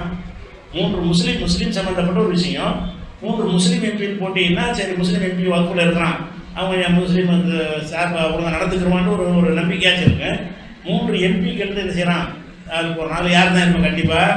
அப்போ மினிஸ்டர் முஸ்லீமாக இருக்க மாட்டார். 3 எம்பிக்கள் மொட்டையாக போட்டிருக்கிறான். முஸ்லீம் இருந்தாலும் திருத்தி விட்டாங்க, எடுத்து விட்டு எங்கேலாம் முஸ்லீம் வச்சா நீக்கிட்டாங்க. 3 எம்பிக்கள் இருப்பாங்க. 3 1 4 4 பேர் யார்? முஸ்லீம் அல்லாதவர்கள். அதுக்கு அடுத்தது முஸ்லீம் அமைப்புகளை பிரதிநிதித்துவப்படுத்துகிற 3 பேர். 3 பேர் வந்து முஸ்லீம் அமைப்புலேருந்து இருப்பான். முஸ்லீம் அமைப்புன்னா சுன்ன ஜமாத்தில் 1, ஷியாவில் 1, அஹ்லு ஹதீஸில் 1, இப்படின்னு ஒரு அமைப்புகளில் ஒரு மொத்தத்தில் 3 பேர். சென்ட்ரல் வக்ஃப் போர்டில் என்ன செய்வாங்க? முஸ்லீம்ங்கிற பேரில் வர அந்த 3 பேர் தான். முஸ்லீம்ங்கிற பேரில் எத்தனை பேர் சேர்க்குறாங்க? ஒரு 3 பேரை சேர்க்குறாங்க. 3 பேர் எப்படி சேர்க்கணும்னா, 3 பேரும் வெவ்வேறு அமைப்பில் உள்ளவங்களாக இருக்கணும். 3 பேரும் இவர் சுன்ன ஜமாத் அமைப்பில் உள்ளவர், இவர் ஷியா அமைப்பில் உள்ள ஒரு பிரதிநிதி அப்படின்னு இவங்க கண்டறிந்து இவங்க யார் ஜாலர் அடிப்பாங்கன்னு அப்படி அழை போடலாம். அல்லது ஒழுங்கான அழை போடலாம், பிரச்சனை இல்லை. ஆனால் முஸ்லீம் வருவான். 3 பேர் என்ன செய்வான்? அப்போ மொத்தம் 7 பேரில் 3 பேர் முஸ்லீம்ங்கிறது கம்பல்சரி ஆகுது, 4 பேர் முஸ்லீம் இல்லை. அதுக்கு அடுத்தது வாரியங்கள் வச்சுருக்காங்க, ஏராளமான வாரியங்கள். அந்த வாரியம், இந்த வாரியம், பணமரத்து வாரியம், கள்ளுக்கடை வாரியம், எக்கச்சக்கமான வாரியங்கள் வந்து நாடு முழுவதும் இருக்குது. அந்த வாரியங்கள் தலைவர் இருப்பாங்கல்ல, அந்த வாரியங்களில் இருந்து 3 தலைவர்கள், வாரிய தலைவர் 3, எந்த வாரியமாக இருந்தாலும் இருக்கலாம், எந்த வாரியமாக இருந்தாலும் சரி, 3 வாரியத்தின் தலைவர்கள் இதில் மெம்பராக வருவாங்க. அவன் வாரிய தலைவர் இதுக்கு வரலாம், முஸ்லீம் அல்லாத நுழைப்பதற்காக தான் வரணும். வாரிய தலைவர் யாராக இருப்பா? முஸ்லீம்கிட்ட வக்ஃப் வாரியத்தவரை எந்த வாரியமாக இது வரைக்கும் கொடுத்துருக்காங்களா? முஸ்லீம்களுக்கு கொடுத்த வாரியத்தில் வக்ஃப் வாரியம் என்பதை தவிர வேறு எந்த ஒரு வாரியத்திலையாவது முஸ்லீம் வந்து கல்வி வாரியம், பாடத்திட்ட வாரியம், பாடநூல் வாரியம், எவ்வளோ வாரியங்கள் இருக்குது. எதுலேயும் முஸ்லீம் இருக்க மாட்டான். இங்கே தமிழ்நாட்டில் இருக்க மாட்டான்னா சென்ட்ரல் எப்படி இருப்பான்? தமிழ்நாட்டில் இருந்தேங்கிறான். தமிழ்நாட்டில் திராவிட மாடல் ஆட்சியில் என்ன இல்லை, வாரியம்னால வக்ஃப் வாரியம் தான் முஸ்லீம் உள்ளது ஆக்கியாச்சு. வேறு எந்த துறையிலையும் முஸ்லீம்களுக்கு கிடையாதுன்னு ஆயிடுச்சு. அப்போ சென்ட்ரல் கவர்மெண்ட்டில் ஒருத்தன் இருக்க மாட்டான். அப்போ 3 வாரிய உறுப்பினர் இருக்கும்போது அவனை யாராக இருப்பான்? முஸ்லீம் அல்லாத ஒரு 3 பேர் உட்கார வச்சுருவாங்க. அப்போ எத்தனை? 4 3 7 10. 10ல் வந்து 7 முஸ்லீம் இல்லை. 10 பேரில் 7 முஸ்லீம் இல்லை, 3 தான் முஸ்லீம். அதுக்கப்புறம் வந்து இந்த பள்ளிவாசலில் வருமானத்தை அந்த மாதிரி முத்தவள்ளிகளுக்குன்னு ஒரு பிரதிநிதி கொடுப்பாங்க. 5 லட்சம் வருமானம் உள்ள பள்ளிவாசல் முத்தவள்ளிகளை தேர்ந்தெடுத்து அதிலிருந்து ஒருவரை என்ன செய்வாங்க? ஒரு ஆள் தான், எல்லா முத்தவள்ளியும் இல்லை. சென்ட்ரல் கவர்மெண்ட்டுடைய வக்ஃபில் என்னென்னலாம் இருக்குதோ அது லிஸ்ட் எடுப்பாங்க. அதில் எந்த பள்ளிக்கு 5 லட்சம் வருமானம் வருதோ அதை லிஸ்ட் எடுப்பாங்க. அப்படி ஒரு 50 வந்துச்சுன்னா அந்த 50ல் ஒரு ஆளை தேர்ந்து, ஒரு ஆள் முத்தவள்ளி சார்பாக ஒரு ஆள். அந்த முத்தவள்ளி எப்படிப்பட்ட முத்தவள்ளியாக இருக்கணும்னு கேட்டால் 5 லட்சம் வருமானம் உள்ள பள்ளிவாசல் தர்காவும், 5 லட்சம் வருமானம் உள்ள வக்ஃபுக்கு முத்தவள்ளியாக இருக்கணும். அந்த முத்தவள்ளியாக இருந்தால் அவர் ஒரு ஆள் ஆச்சு. இப்போ என்னாச்சு? எத்தனை ஆச்சு? 11 ஆச்சா? 5 6 7 4 11 7 12 மொத்தம் 12 ஆச்சு. மொத்தம் கூட்டி வைக்க தனியாக சொல்கிறான். அதுக்கடுத்து என்ன சொன்னால் முஸ்லீம் சட்ட அறிஞர், முஸ்லீம் போட்டிருக்காங்க. முஸ்லீம் சட்ட அறிஞர், வக்கீல், முஸ்லீம் லாயர் ஒரு ஆள் வச்சுருக்கணும் அப்படின்னு போட்டாங்க. அதுக்கடுத்தது ஓய்வு பெற்ற உச்ச நீதிமன்ற நீதிபதி, உயர் நீதிமன்ற நீதிபதி, இவர்களில் 2 பேர். அதாவது உச்ச நீதிமன்ற ஹைகோர்ட் நீதிபதி, சுப்ரீம் கோர்ட் நீதிபதியில் ஓய்வு பெற்றிருப்பாங்கல்ல பதவியில் இருந்து, அப்படிப்பட்டவர்களில் ஒரு 2 பேரை கொண்டே போடலாம். அந்த 2 பேர் யாராக இருப்பா? கண்டிப்பாக முஸ்லீமாக இருக்க மாட்டாங்க. அவ்வளோதான் முஸ்லீம் இல்லாத 2 பேர் இருப்பாங்க. அதை போட்டிருக்காங்க. அடுத்து என்ன செய்கிறாங்கன்னு கேட்டால், தேசிய புகழ்பெற்ற வக்கீல், இங்கே இது முஸ்லீம் அல்ல, தேசிய புகழ்பெற்ற வக்கீல் ராம் ஜெத்மலானி, கபில் சிபல், இப்படி தேசிய புகழ்பெற்றிருப்பாங்கல்ல, அது மாதிரி தேசிய அளவில் பிரபலியமான வக்கீல் ஒரு ஆள் இருக்கணும்னு போடுறாங்க. அவர் முஸ்லீமாக இருக்க மாட்டார். தேசிய அளவில் புகழ்பெற்ற ஒரு முஸ்லீம் வழக்கறிஞர் கிடையாது, எப்பவுமே இருக்கவும் மாட்டாங்க.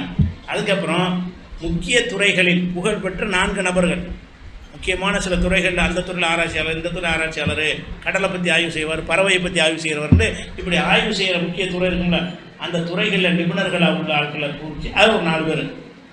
அது முஸ்லீம் போடல, எவ்வளோ நாள் இருக்கலாம். அப்போ பல்வேறு துறைகளை சேர்ந்த 4 பேர் என்ன செய்கிறாங்க, துறை சார்ந்த நிபுணர்கள். அதுக்கு வகுப்புக்கு என்னடா சம்பந்தம்?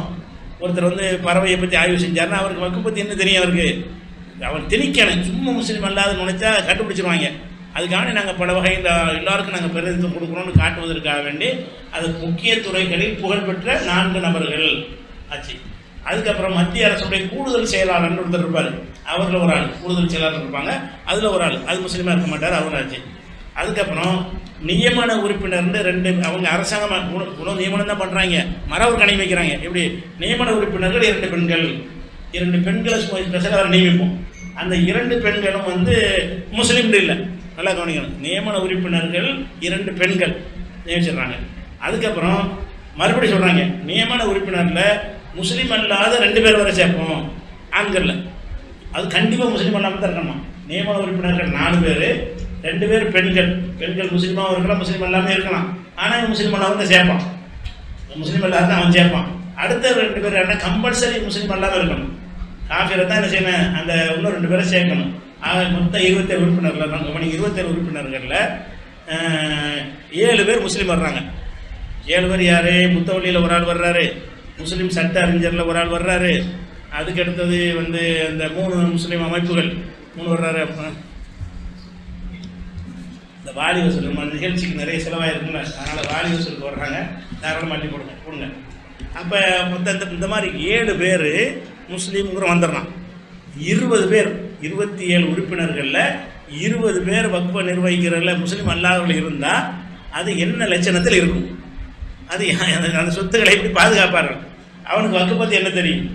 அவனுக்கு பள்ளிவாசலை பற்றி என்ன தெரியும்? தர்காவுடைய பற்றி அவனுக்கு என்ன தெரியும்? மதரசாக்களை பற்றி அவனுக்கு என்ன தெரியும்? அப்போ அவனுக்குன்னா சொத்தாக மட்டும்தான் பார்ப்பாங்க. இது எப்படி ஆட்டை போடுவது அப்படிங்கிறது மட்டும்தான் அவங்களுக்கு தெரியும். அந்த மாதிரியான ஒரு ஆட்களில் ஒரு 20 பேரை போட்டு, நம்மளில் ஒரு 7 பேரை போட்டு 27 பேரை கொண்டு கமிட்டின்னு போடுறான்.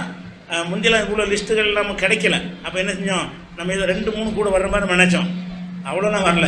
27க்கு 27 பேரில் வந்து 20 வந்து முஸ்லீம் அல்லாதவர்கள், 7 தான் முஸ்லீம்.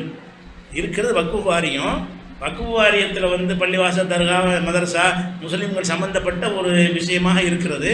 அதை நிர்வகிக்கிற முடிவெடுக்கிற ஒரு அதிகாரத்தில் வந்து முஸ்லீம் அல்லாதவன் 20 பேர் இருந்தான்னு சொன்னால் எப்படி முடிவெடுப்பாங்க? 27 எதுக்கு போகிறான்? ஓட்டெடுப்புல முடிவெடுப்பாங்க.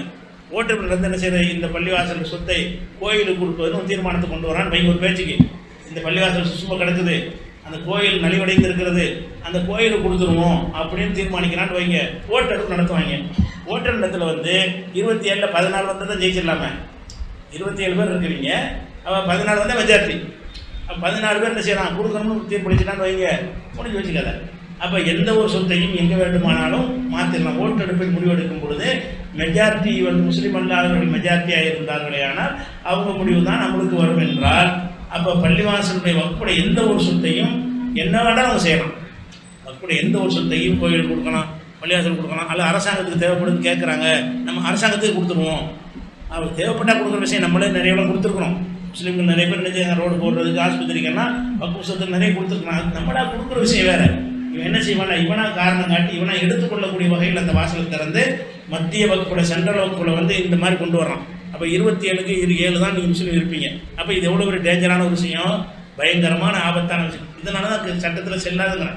இதெல்லாம் ஏற்றுக்கிற மாட்டாங்க நீதிமன்றங்கள். நேர்மையானவங்களாக இருந்தாங்கன்னா அது எப்படி பண்ணி இந்த அறநிலைத்துறையில் ஒரு முஸ்லீமை போடுவீங்களா?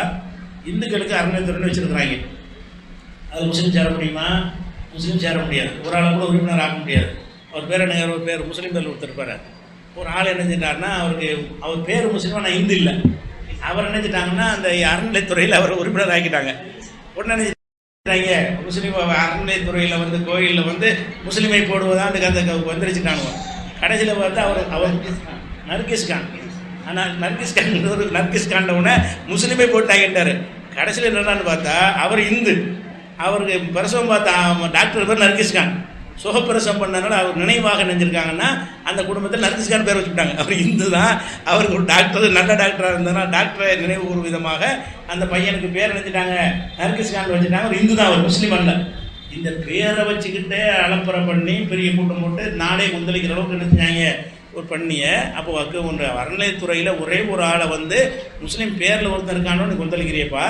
அப்போ எங்களுடைய வழிபாடு பள்ளிவாசல் நிர்வகிக்கிறதுக்கு இப்படி முஸ்லீம் இல்லாத வர முடியும், என்ன நியாயம் இது? அதை விட ஒரு விஷயம் என்னென்னு கேட்டால், இப்போ அறநிலையத்துறை வச்சுருக்குறாங்களே, அறநிலையத்துறை கோயில்கள்லாம் வச்சுருக்குறாங்க. அவங்களாம் என்ன செய்கிறாங்கன்னா பள்ளிக்கூடம் நடத்துகிறான்னு வைங்க. அறநிலையத்துறைங்கிறது கோயிலை நிர்வகிக்கிறதுக்கு உள்ளது, கோயிலை நிர்வகிக்கிற ஒரு விஷயம். அந்த அறநிலையத்துறையிலேருந்து என்ன செய்கிறாங்கன்னா ஒரு பள்ளிக்கூடம் நடத்துகிறாங்க. அந்த பள்ளிக்கூடம் கோயில் சம்மந்தப்பட்டது இல்லை. அறநிலையத்துறையுடைய காசை கொண்டு பள்ளிக்கூடம் நடத்துவாங்க, வருமானத்துக்கு நடத்துவாங்க, சேவைக்கு நடத்துவாங்க. ஏதோ ஒரு நோக்கத்துக்கு ஒரு பள்ளிக்கூடம் நடத்துகிறாங்க. அந்த பள்ளிக்கூடத்தில் ஒரு 20 டீச்சர் போடுறாங்க.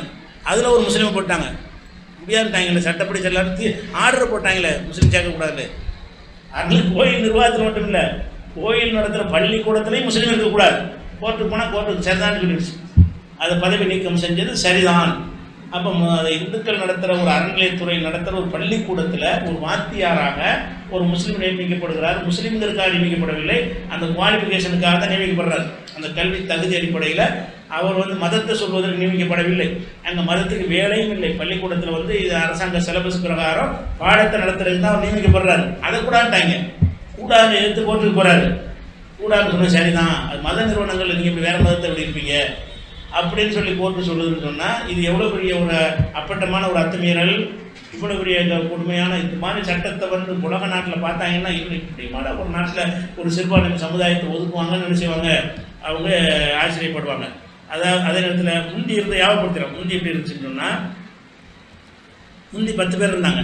இதே இப்போ 27 பேர் இருக்கிறாங்களே, 27க்கு பதிலாக பழைய சட்ட பிரகாரம் 10 பேர் அங்கே என்ன செய்கிறாங்க, பின்னொரு உறுப்பினர்கள் இருந்தாங்க. 10 பேர் யாருன்னு கேட்டால் முஸ்லீம் அமைப்புகளை பிரதிநிதிப்படுத்துகிற 3 பேர் சேர்த்துக்கிட்டாங்க. காப்பி சுட்டு போட்டுட்டாங்க. முஸ்லீம் அமைப்புகள் சார்பாக ஒரு 3 பேர் இருப்பாங்களாம். சுழற்சி முறையில் 3 வாரியங்களின் தலைவர்கள். இதில் மட்டும் முஸ்லீம் அல்லாதவர் வர்றதுக்கு வாய்ப்பு இருக்கிறது. 5 லட்சம் வருமானம் முத்தவள்ளி ஒருத்தர் வந்துவார். முஸ்லீம் சட்டத்தில் சிறந்த அறிஞர்கள் 3 பேர் வந்துடுறாங்க. அதில் வந்து மேற்கூறிய உறுப்பினர்களில் 2 பேர் முஸ்லீம் பெண்கள் வேறு இருக்கணும். இப்படி வச்சு பார்த்தீங்கன்னா ஒரே ஒரு ஆள் முஸ்லீம் அல்லாத இருப்பார். இந்த சட்டத்தில் ஏற்கனவே இருந்த வக்ஃப் சட்டத்தில் முஸ்லீம் அல்லாத ஒரு ஆள் வர்ற மாதிரி வாய்ப்பு இருந்துச்சு.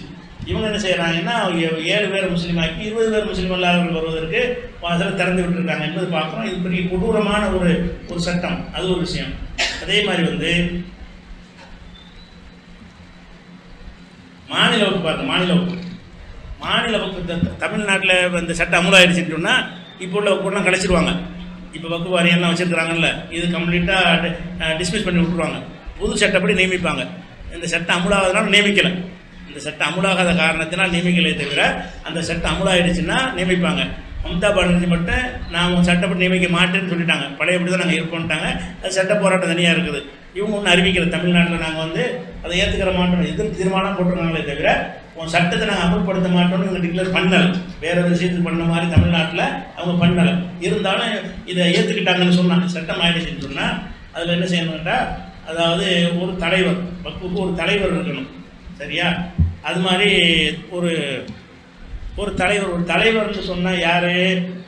அதெல்லாம் கிடையாது. தலைவர் கொண்டு வர்றாங்க, தலைவர்னு ஒரு ஆளை போடுங்கிறாங்க. ஒரு முஸ்லீமான ஒருவரை தலைவராக போடாமல் அதுக்கு ஒரு தலைவரை போட்டுக்கொள்ள வேண்டும் அப்படின்னு என்னாச்சு, யார் வேணாலும் போட்டுக்கலாம். அதுக்கு அடுத்தது ஒரு எம்பி, முஸ்லீம் எம்பின்னு கிடையாது. ஒரு எம்பி என்ன செய்யலாம், ஒரு எம்பியை கொண்டாந்து அதை தமிழ்நாட்டில் வக்ஃபு கூட இனிமேல் அமைப்பதாக இருந்தால் யாரோ ஒரு தடவை தலைவரை போட்டுக்கலாம். 2வது ஒரு எம்பி, அந்த எம்பி முஸ்லீமாக இருக்கணும்னு அவசியம் கிடையாது. தமிழ்நாட்டில் அது ஒரு முஸ்லீம் தான் கொடுப்பாங்க. அவர் தோத்துட்டாருன்னு வைங்க, எம்பி இருக்க மாட்டார், அவங்க ஒரு முஸ்லீம் தான் கொடுப்பாங்க. அவர் தோத்துட்டாருன்னா அதுவும் இல்லாமல் போயிடும். அப்போ எம்பி கொடுக்க மாட்டாங்க. எம்பி இல்லை, ஒரு எம்எல்ஏ, முஸ்லீம் எம்எல்ஏன்னு கிடையாது. முஸ்லீம் எம்எல்ஏ 2 பேர் இருந்தால் கூட அவன் முஸ்லீம் அல்லாத எம்எல்ஏவை கொடுக்கலாம். அந்த சட்டத்தின் பிரகாரம் கண்டிஷன் கிடையாது. 1 லட்சம் வருவாய் வரக்கூடிய முத்தவள்ளி முஸ்லீம், முத்தவள்ளி வந்து 1 லட்சம் வரக்கூடிய பள்ளி இருக்குல்ல, அதுக்கு முத்தவள்ளியாக இருக்கிற ஆளுக்கு 100 பேர் இருந்தாங்கன்னா அதுலேருந்து பொறுக்கி எடுத்து ஒரு ஆளுக்கு நியமிச்சுக்கலான்னு இருக்குது.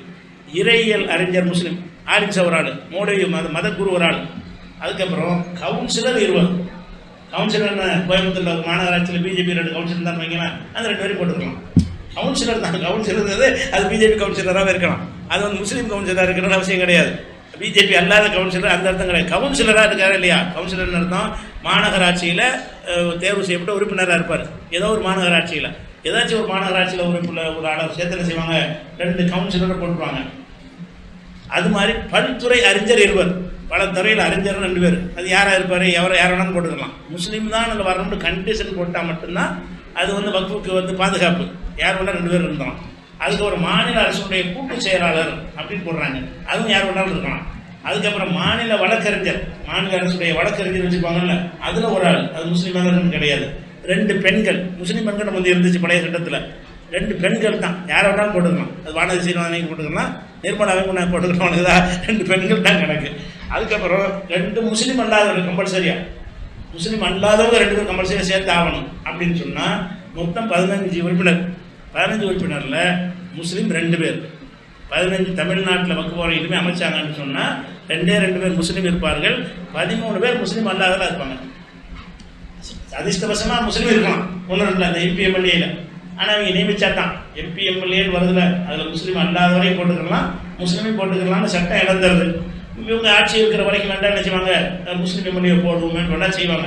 அப்படி ஒரு சேர்த்தா கூட ஒரு 5 தான் வரும். அந்த மாதிரி வந்தால் கூட 5 கம்பல்சரியாக 13ல் 5 போனீங்கன்னா 8 பேர், 13ல் 5 கழிச்சுன்னா 8 பேர் கம்பல்சரியாக முஸ்லீம் அல்லாதவங்களாக இருப்பாங்க. அப்போ இது எவ்வளோ பெரிய டேஞ்சரான சட்டம். மத்திய வக்ஃபுலையும் நம்முடைய பிரதிநிதித்துவம் என்ன போகுது, மாநில வக்ஃபுலையும் முஸ்லீம்கிட்ட கலட்டி விட்டு முஸ்லீம் அல்லாதவர்கிட்ட கொண்டே சேர்த்துடுறாங்க. இது ஒரு விஷயம். அடுத்ததாக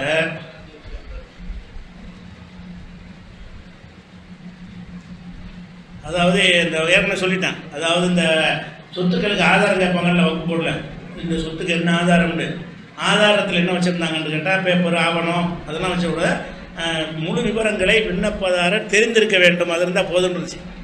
இந்த ஒரு பள்ளிவாசலை பற்றி வழக்கு வந்துச்சுன்னு சொன்னால், இல்லைங்க இந்த பள்ளிவாசல் நான் நிர்வாகி இருக்கிறேன், எனக்கு பிறகு எங்கள் வாப்பா இருந்தார், அதுக்கு முன்னே எங்கள் தாத்தா இருந்தார், அதுக்கு முன்னே அவர் இருந்தார், இவர் இருந்தார், தகவல் தெரிஞ்சு இருந்தாலேயே வக்ஃப் நாங்கள் ஏற்றுக்குவோம்னு முதல்ல சட்டம் இருந்துச்சு. அதை நினைச்சிட்டாங்கன்னா ஆதாரம் காட்டினா தான் வச்சுக்கிறோம், இல்லைன்னு சொன்னால் எங்களுக்கு காலகாலமாக இருக்குது அதெல்லாம் நீங்கள் வச்சுக்க, காலகாலமாக நாங்கள் தான் வச்சுக்கிறோம்ல, அதெல்லாம் சட்டத்தின்படி நிற்காதுன்னு சொல்லி அது ஏற்கனவே இருந்த அந்த ஒரு சட்டத்தை நீக்கிட்டாங்க. அதே மாதிரி வந்து ஒரு வக்ஃபு சொத்தில் ஒரு 100 ஏக்கர் வக்ஃபு சொத்து ஒரே சர்வேயில் இருக்குது, ஒரே சர்வேயில் ஒரு நம்பரில் ஒரு 100 ஏக்கர் சொத்து இருக்குது. ஒரு அரை ஏக்கர் வந்து அரசாங்க சொத்து இருக்குன்னு வைங்க, 100 ஏக்கரும் அரசு சொத்துன்னு அறிவிச்சிடலாம் கரெக்டாக. 100 ஏக்கர் இடம் ஒரே ஒரு சர்வே நம்பரு, ஒரு அரை ஏக்கர் வந்து அரசாங்கத்துக்கு உள்ளது. அரை ஏக்கர் அரசாங்கத்துக்கு உள்ளது இருக்கும் என்று சொன்னால் மீதி 99 ஏக்கரும் சேர்ந்து அரசாங்கத்தில் வந்துவிடும், வக்ஃபுடைய இருக்காது. வக்ஃபுடைய சொத்தா நீங்கள் ரெக்கார்டு வச்சுருந்தாலும் கிழிச்சு போட வேண்டியதான், எவ்வளோ ஆவணங்கள் வச்சுருந்தாலும் இப்படி சொல்கிறாரு. கலெக்டர் அதை முழுசு அரசு சொத்து தெரிவித்தாலும் சரி தான். அப்படி செஞ்சுட்டாருன்னு சொன்னால் எங்கேயும் பதிவுலாம் செய்ய முடியாது. ஒரு பள்ளிவாசலுக்கு சொந்தமான ஒரு இடத்தை விற்றுட்டு வேற ஒரு இடம் வாங்க நினைக்கிறேன், அப்படி செய்யத்தானே செய்வோம். ஒரு இடம் இருக்குது, இந்த இடம் நல்லா இல்லை, இதை விற்றுட்டு வேற ஒன்று வாங்கலான்னு போனீங்கன்னா பதிவு செய்ய மாட்டான். ஏன்னா அந்த சட்டம் வந்துட்டு கையில் காப்பி போயிடும். இதை வந்து நீங்கள் அரசு சொத்து இருக்குங்க எப்படி பதிவு செய்வீங்க, அரை ஏக்கர் அரசாங்க சொத்து இருக்குது எப்படி ரிஜிஸ்டர் பண்ண முடியும் அப்படின்ட்டுருவோம். அப்போ அரசு சொத்தில் அடங்கி இருந்தாலேயே பதிவு செய்யக்கூடாதுங்கிற ஒரு சட்டம் வந்து பதிவுத்துறைக்கு அனுப்பிடுவாங்க. பதிவு செய்ய ரெஜிஸ்டர் ஆஃபீஸுக்கு போயிடும். இந்த வக்ஃபோட அந்த அரசாங்கத்துடைய இது கலந்து இருந்தாலே பதிவு செய்யக்கூடாது. அதில் அரசாங்க சொத்து நம்ம அறிவித்து விட்டாலே, ஆனால் வக்ஃபு வாரியத்தில் இருந்தால் கூட அந்த சொத்தை வாங்கவோ விற்கவோ வேற ஒன்றா மாற்றுறதுக்கு உங்களுக்கு அதிகாரம் கிடையாதுன்னு அதை பிடிக்கிறாங்க. இப்படி இருக்குது.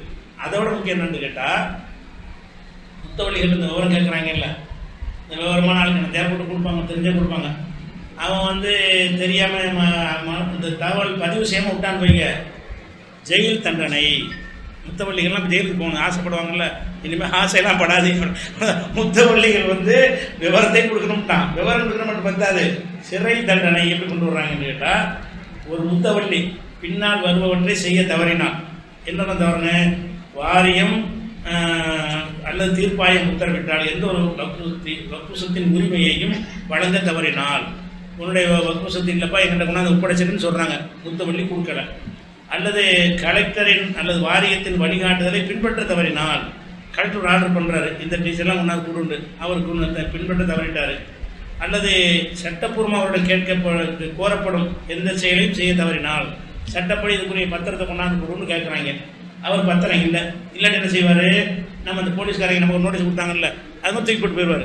எங்கேருந்து கொடுக்குறது அவங்களுக்கு தான், அவன் நடக்க முடியாதெல்லாம் கேட்குறான்ல, எப்படி சாத்தியப்படுது அப்படின்னு விட்டாலும் வைங்க, அவங்களுக்கு என்ன தண்டனைன்னு கேட்டால் அது மாதிரி கணக்கு தாக்கல் செய்யணும். அது தவறினால் அதுக்கடுத்து வக்ஃபு வரங்களை இணையதளத்தில் பதிவு எவனுக்கு இணையதளம் தெரியும், புத்தகங்களுக்கு கிராமத்துலாம் தெரியுமா, கோயம்புத்தூரில் செஞ்சுருவாங்க.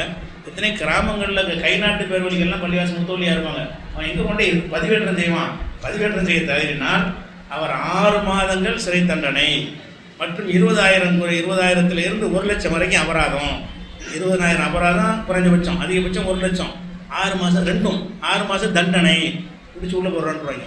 முத்தவள்ளியாக இருந்தது பரிசு என்னது, இந்த சொத்தை அல்லாவுடைய சொத்தை கட்டி காத்துக்கிட்டு வந்தவருக்கு பரிசு என்னன்னு கேட்டால் இவங்க என்னதான் கேட்பாங்க, இந்த நம்ம கோயம்புத்தூர் போலீஸ் என்ன கேட்டாங்க இல்லை, அந்த மாதிரி கிற்கு தரமாக இருந்தால் கேட்பானுவோம். அவர் பிரசந்திக்கு போட்டார், ஐயா இதுக்கு நம்ம என்ன பதில் சொல்கிறது, அவருக்கு 6 மாதம் சிறை தண்டனை அப்படின்னு வச்சுக்கிறாங்க. முத்தவள்ளிகள், அதான் முத்தவள்ளிகள்லாம் ஜெயிலுக்கு போயிடுவாங்கன்னு பயம் காட்டுற அளவுக்கு நிலவரம் இருக்குது, சட்டம் அவ்வளோ மோசமாக இருக்கிறது. அதுக்கு அடுத்தது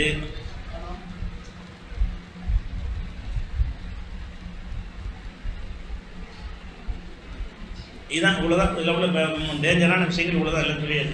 இந்த எல்லா சட்டத்தையும் பார்க்கணும் என்ன ஆகுதுன்னு கேட்டால், நம்ம காலங்காலமாக நம்ம அனுபவித்து வந்த வக்ஃப் சொத்துகள் இந்த சட்டம் அமுலானால் கண்டிப்பாக நம்மளை விட்டு நினைக்கிறேன் முழுமையாக ஈடுபட்டு, அது சந்தேகமே கிடையாது. இப்போ எதை வேணாலும் செய்வாங்க. ஆனால் இந்த சட்டத்தினுடைய விபரீதங்களை நம்முடைய தலைவர்கள் மக்கள் மத்தியில் சட்டம் அமுலாவதுக்கு முன்னாடியே கொண்டு போய் இந்த விலைக்கு சொல்லி அந்த சிஏஏ விஷயத்தில் எவ்வளோ இறங்குனாங்க, என்பிஆர் என்ஆர்சிக்கு எவ்வளோ இறங்குனாங்க. ஏன் இறங்குனாங்க, அவ்வளோ தெளிவு இருந்துச்சு. நம்மளை வெளியேற்றிடுவான், நம்மளை நாட்டை விட்டு கடத்திடுவான்னு தெரியும் பொழுது அந்த விஷயத்தை புரிந்து கொண்டிருந்தனால நினைச்சாங்க, கடுமையான போராட்டம் பண்ணாங்க. டெல்லியில் இராணுவத்தினால் ஒன்றும் செய்ய முடியலை, ஷாஹித் பார்க்குன்னு சொல்லி. அந்த மாதிரியான ஒரு கடுமையான போராட்டத்துக்கு பிறகு தான் என்பிஆர் என்ஆர் பற்றிலாம் பேச மாட்டேங்கிறாங்க. இப்போ சிஏஏ மட்டும்தான் இருக்குது, சிஏஏ நம்மளை பாதிக்காது. அசாமுக்குள்ள ஒரு சட்டம் வைக்கலாம், என்பிஆர் என்ஆர்சிலாம் நம்ம கொண்டு வரல, அதுக்குள்ள முயற்சியும் பண்ணலை. முயற்சி பண்ணால் தூக்கிடுவோம், நாங்கள் கணக்கு நாங்கள் உங்களுக்கு கேட்குற விவரங்கள் தரமாட்டோம்னு சொல்லி எல்லா முஸ்லீம்களும் ஒன்றாக நின்றோம்ல. அந்த மாதிரி இதை எதிர்த்து இருந்தால், எப்போ சட்டம் வர்றதுக்கு முன்னாடி எதிர்த்து இருந்தால் கொண்டு வந்திருக்க மாட்டான். சரி, நீதிமன்ற தீர்ப்பு செல்லும்னு சொல்லிட்டான் வச்சுக்கிறோம். நீதிமன்றத்தில் நம்ம நம்பிக்கிட்டு இருக்கிறோம், இவ்வளவு அநியாயமாக இருக்கடா, இப்படி ஏற்றுக்கிற முடியும், கொடுமையிலடா பண்ணுறீங்க, சொத்துக்கள்லாம் பறிக்க பார்க்குறீங்கன்னா நீதிபதி நினைச்சான்னு சொன்னால் இந்த சட்டம் முற்றிலும் செல்லாது, 100% செல்லாதுன்னு சொல்கிறோம். அல்லது சில விதிகள் செல்லாது என்று அறிவித்தால் நமக்கு திருப்தி இருந்தால் சரி, எல்லாம் நம்பி உட்கார்ந்துடலாம். நீதிமன்றமும் சேர்ந்து இதை சேர்ந்த அரசாங்கத்துக்கு மத்திய அரசாங்க உரிமை இருக்குன்னு சொல்லிவிட்டால் அதுக்கு பின் நம்ம நிலை என்ன? இந்த விஷயங்களெல்லாம் மக்கள்கிட்ட நீங்கள் கொண்டு போய் சேர்த்தீங்க என்று சொன்னால், என் சட்டமாக கொண்டு வந்தால் திரும்பி மாற்ற முடியாதா? என் விவசாய சட்டத்தை கொண்டு வந்து மாற்றலையா? நீ விவசாயிகளுக்கு எதனால சட்டத்தை கொண்டு வந்தாரா இல்லையா? மோடி பஞ்சாப்லேருந்து நம்மளுக்கும் டெல்லியில் உட்காந்தானா இல்லையா? டெல்லி ஸ்தம்பிச்சு போச்சா இல்லையா? வருஷக்கணக்கில் உட்காந்தானே, அங்கே சோறாகி தின்னுக்கிட்டு வருஷக்கணக்கு மாதக்கணக்கில் உட்காந்தான். கடைசி என்னவாச்சு, பஞ்சாப் தேர்தல் வரும்போது எதெல்லாம் சட்டத்தை நியாயப்படுத்தினாரோ கொண்டு வந்த சட்டத்தை வாபஸ் வாங்கினாங்க. சட்டம் போட்டாச்சு, கையெழுத்து போட்ட, அதெல்லாம் நிற்காது. மக்கள் சக்திக்கு முன்னாடி எதுவும் நிற்காது. அப்போ நம்ம என்ன செய்யணும்னு கேட்டால், அந்த தீர்ப்புக்கு காத்திருங்க. தீர்ப்பு பாதகமாக வந்துச்சுன்னு சொன்னால் நாடு என்ன, நம்ம சொத்தை காக்க பாடுபடுமா இல்லையா? நம்முடைய சொத்தை காக்கிறதுக்கு அல்லாவுடைய பள்ளிவாசலாம் கைப்பற்றிக்கிறான்னு சொன்னால், பள்ளிவாசல் இல்லாமல் போயிடும்னு சொன்னால் அதுக்கு போராட எதுக்கு போராட போகிறோம்? அந்த மாதிரி அறிவிக்கப்படும் என்று சொன்னால் எந்த வேறுபானை மறந்துவிட்டு அந்த என்பிஆர் என்ஆர்சிக்கு செஞ்ச மாதிரி கிடுகிடுக்கும் வகையில் போராட்டம் நடக்கணும், அசையக்கூடாது. எந்த நீ இராணுவத்தை கொண்டாந்து நிற்பான்னு நாங்கள் பயப்பட மாட்டோம் என்கிற அளவில் அப்போ நின்றோம். அந்த என்பிஆர் என்ஆர்சியில் போலீஸ் வச்சுனா இன்னமும் செஞ்சு பார்த்தாங்க. உண்மை நீதிமன்றமே தலையிட மாட்டேன்ட்டான். நீதிமன்றத்தில் முக்கியமான சாலையெல்லாம் டிஸ்டர்ப் பண்ணுறாங்கன்றவுடனே நாங்கள் இதை தலையிட மாட்டோம் தான். ஏன்? மக்கள் சக்திக்கு முன்னாடி நீதிமன்றம் பண்ணித்தான் வேணும். அதனால என்ன செய்யணும்னு கேட்டால், நீங்கள் இந்த இதை கவனத்தில் தகவலை தெரிஞ்சுக்கிறங்க. இந்த பாயிண்ட்கள்லாம் நோட் பண்ணி நோட்டீஸ் அடித்து மக்கள் மத்தியில் என்னென்ன பாதிப்புகள்லாம் இருக்குது, அந்த வக்ஃபு சட்டம் முழுசாக தமிழில் வேணும்னு கேட்குறவங்க எனக்கு தொடர்பு கொண்டீங்கன்னா எல்லாரும் அந்த காப்பி வந்து தமிழ்லேயே மொழிபெயர்த்தது இருக்குது. நீங்கள் சில தவறுகளை கண்டுபிடிக்கலாம், நாங்கள் கண்டுபிடிச்சோட கூடுதலாக அவங்களும் கூட சில தெரியலாம். அதை வைத்து கொண்டு அந்த நம்பர்களை போட்டு மக்கள் மத்தியில் நோட்டீஸாக விநியோகித்தீங்கன்னு சொன்னால் அந்த தீர்ப்புக்கு முன்னாடி விழிப்புணர்வு உண்டாக்கிடணும். அந்த தீர்ப்பு வருவதற்கு முன்னாடி இது வந்து செல்லும் அறிவித்து விட்டால் பள்ளிவாசலை மூடு, தர்காவோட மூடு, மதரசாவோட மூடு, உனக்கு சொந்தமான அப்பம்பாட்டை கருத்து எல்லாம் போயிருங்கிற அளவு வந்துருங்கிறத மக்களுக்கு நீங்கள் விழிப்புணர்வு கொண்டு போய் சேர்த்தா தான் அவங்க வந்து நிற்பாங்க. பாதிக்காட்டிக்கும் அவங்க நினைக்கிறாங்கன்னா முத்தவள்ளி பிரச்சனை நினைக்கிறாங்க. மக்கள்கிட்ட ஏன் அவ்வளோ இன்ட்ரெஸ்ட் இல்லைன்னு கேட்டால் என்ன முத்தவள்ளி வித்தியாசத்துன்னு அப்படி நினைக்கிறாங்க. அதனுடைய பாதிப்பு என்ன மாதிரிலாம் வரப்போகுதுன்னு விளங்கவில்லை. அதனால அது விளங்குற அளவு கொண்டு போய் இது செய்கிற ஒரு வேலை இருக்கிறது. இதை மக்கள்கிட்ட கொண்டு போங்க. இதை சொல்வதற்கு தான் இந்த நிகழ்ச்சி நம்ம ஏற்பாடு செஞ்சோம். இப்போ இந்த விவரமாக என்ன செய்யலை, நீங்கள் மற்ற தலைவர் பொதுக்கூட்டங்களில் பார்த்தீங்கன்னா சும்மா மோடியை திட்டிட்டு போயிருப்பாங்களே தவிர அதில் வந்து இந்த போல விஷயங்கள் பாதிப்பு இருக்கிறது, 1-2 விஷயம் தொட்டு காட்டியிருப்பாங்க. 1-2 விஷயம் தொட்டு காட்டிருப்பாங்களே தவிர நம்ம எத்தனை வகையில் நம்ம சொத்துக்களை பறிக்கிறதுக்கு உள்ள விதிகள் இருக்கிறது என்று விளக்கப்படாத காரணத்தினால தான் வந்து நம்ம பொதுக்கூட்டம் கேட்கும்போது இது தலைப்பாக இதான் விளக்க வேண்டிய விஷயம் இருக்குது, இதே நீங்கள் தலைப்பை வைங்கன்னு சொன்னோம். அல்லாவுடைய கிருபையினால சொல்ல வேண்டிய மக்கள் இங்கே தடுத்தாலும் இந்த செய்தி போயிடும். இந்த செய்தி என்ன செய்ய உலகம் முழுவதும் போய்விடும் என்று கூறி ஏதாவது நேரம் முடிச்சுட்டு பயம் என்ற காரணத்தினால நம்ம இதோட நிகழ்ச்சியை முடித்துக்கணும். அஸ்ஸலாமு அலைக்கும். நன்றி.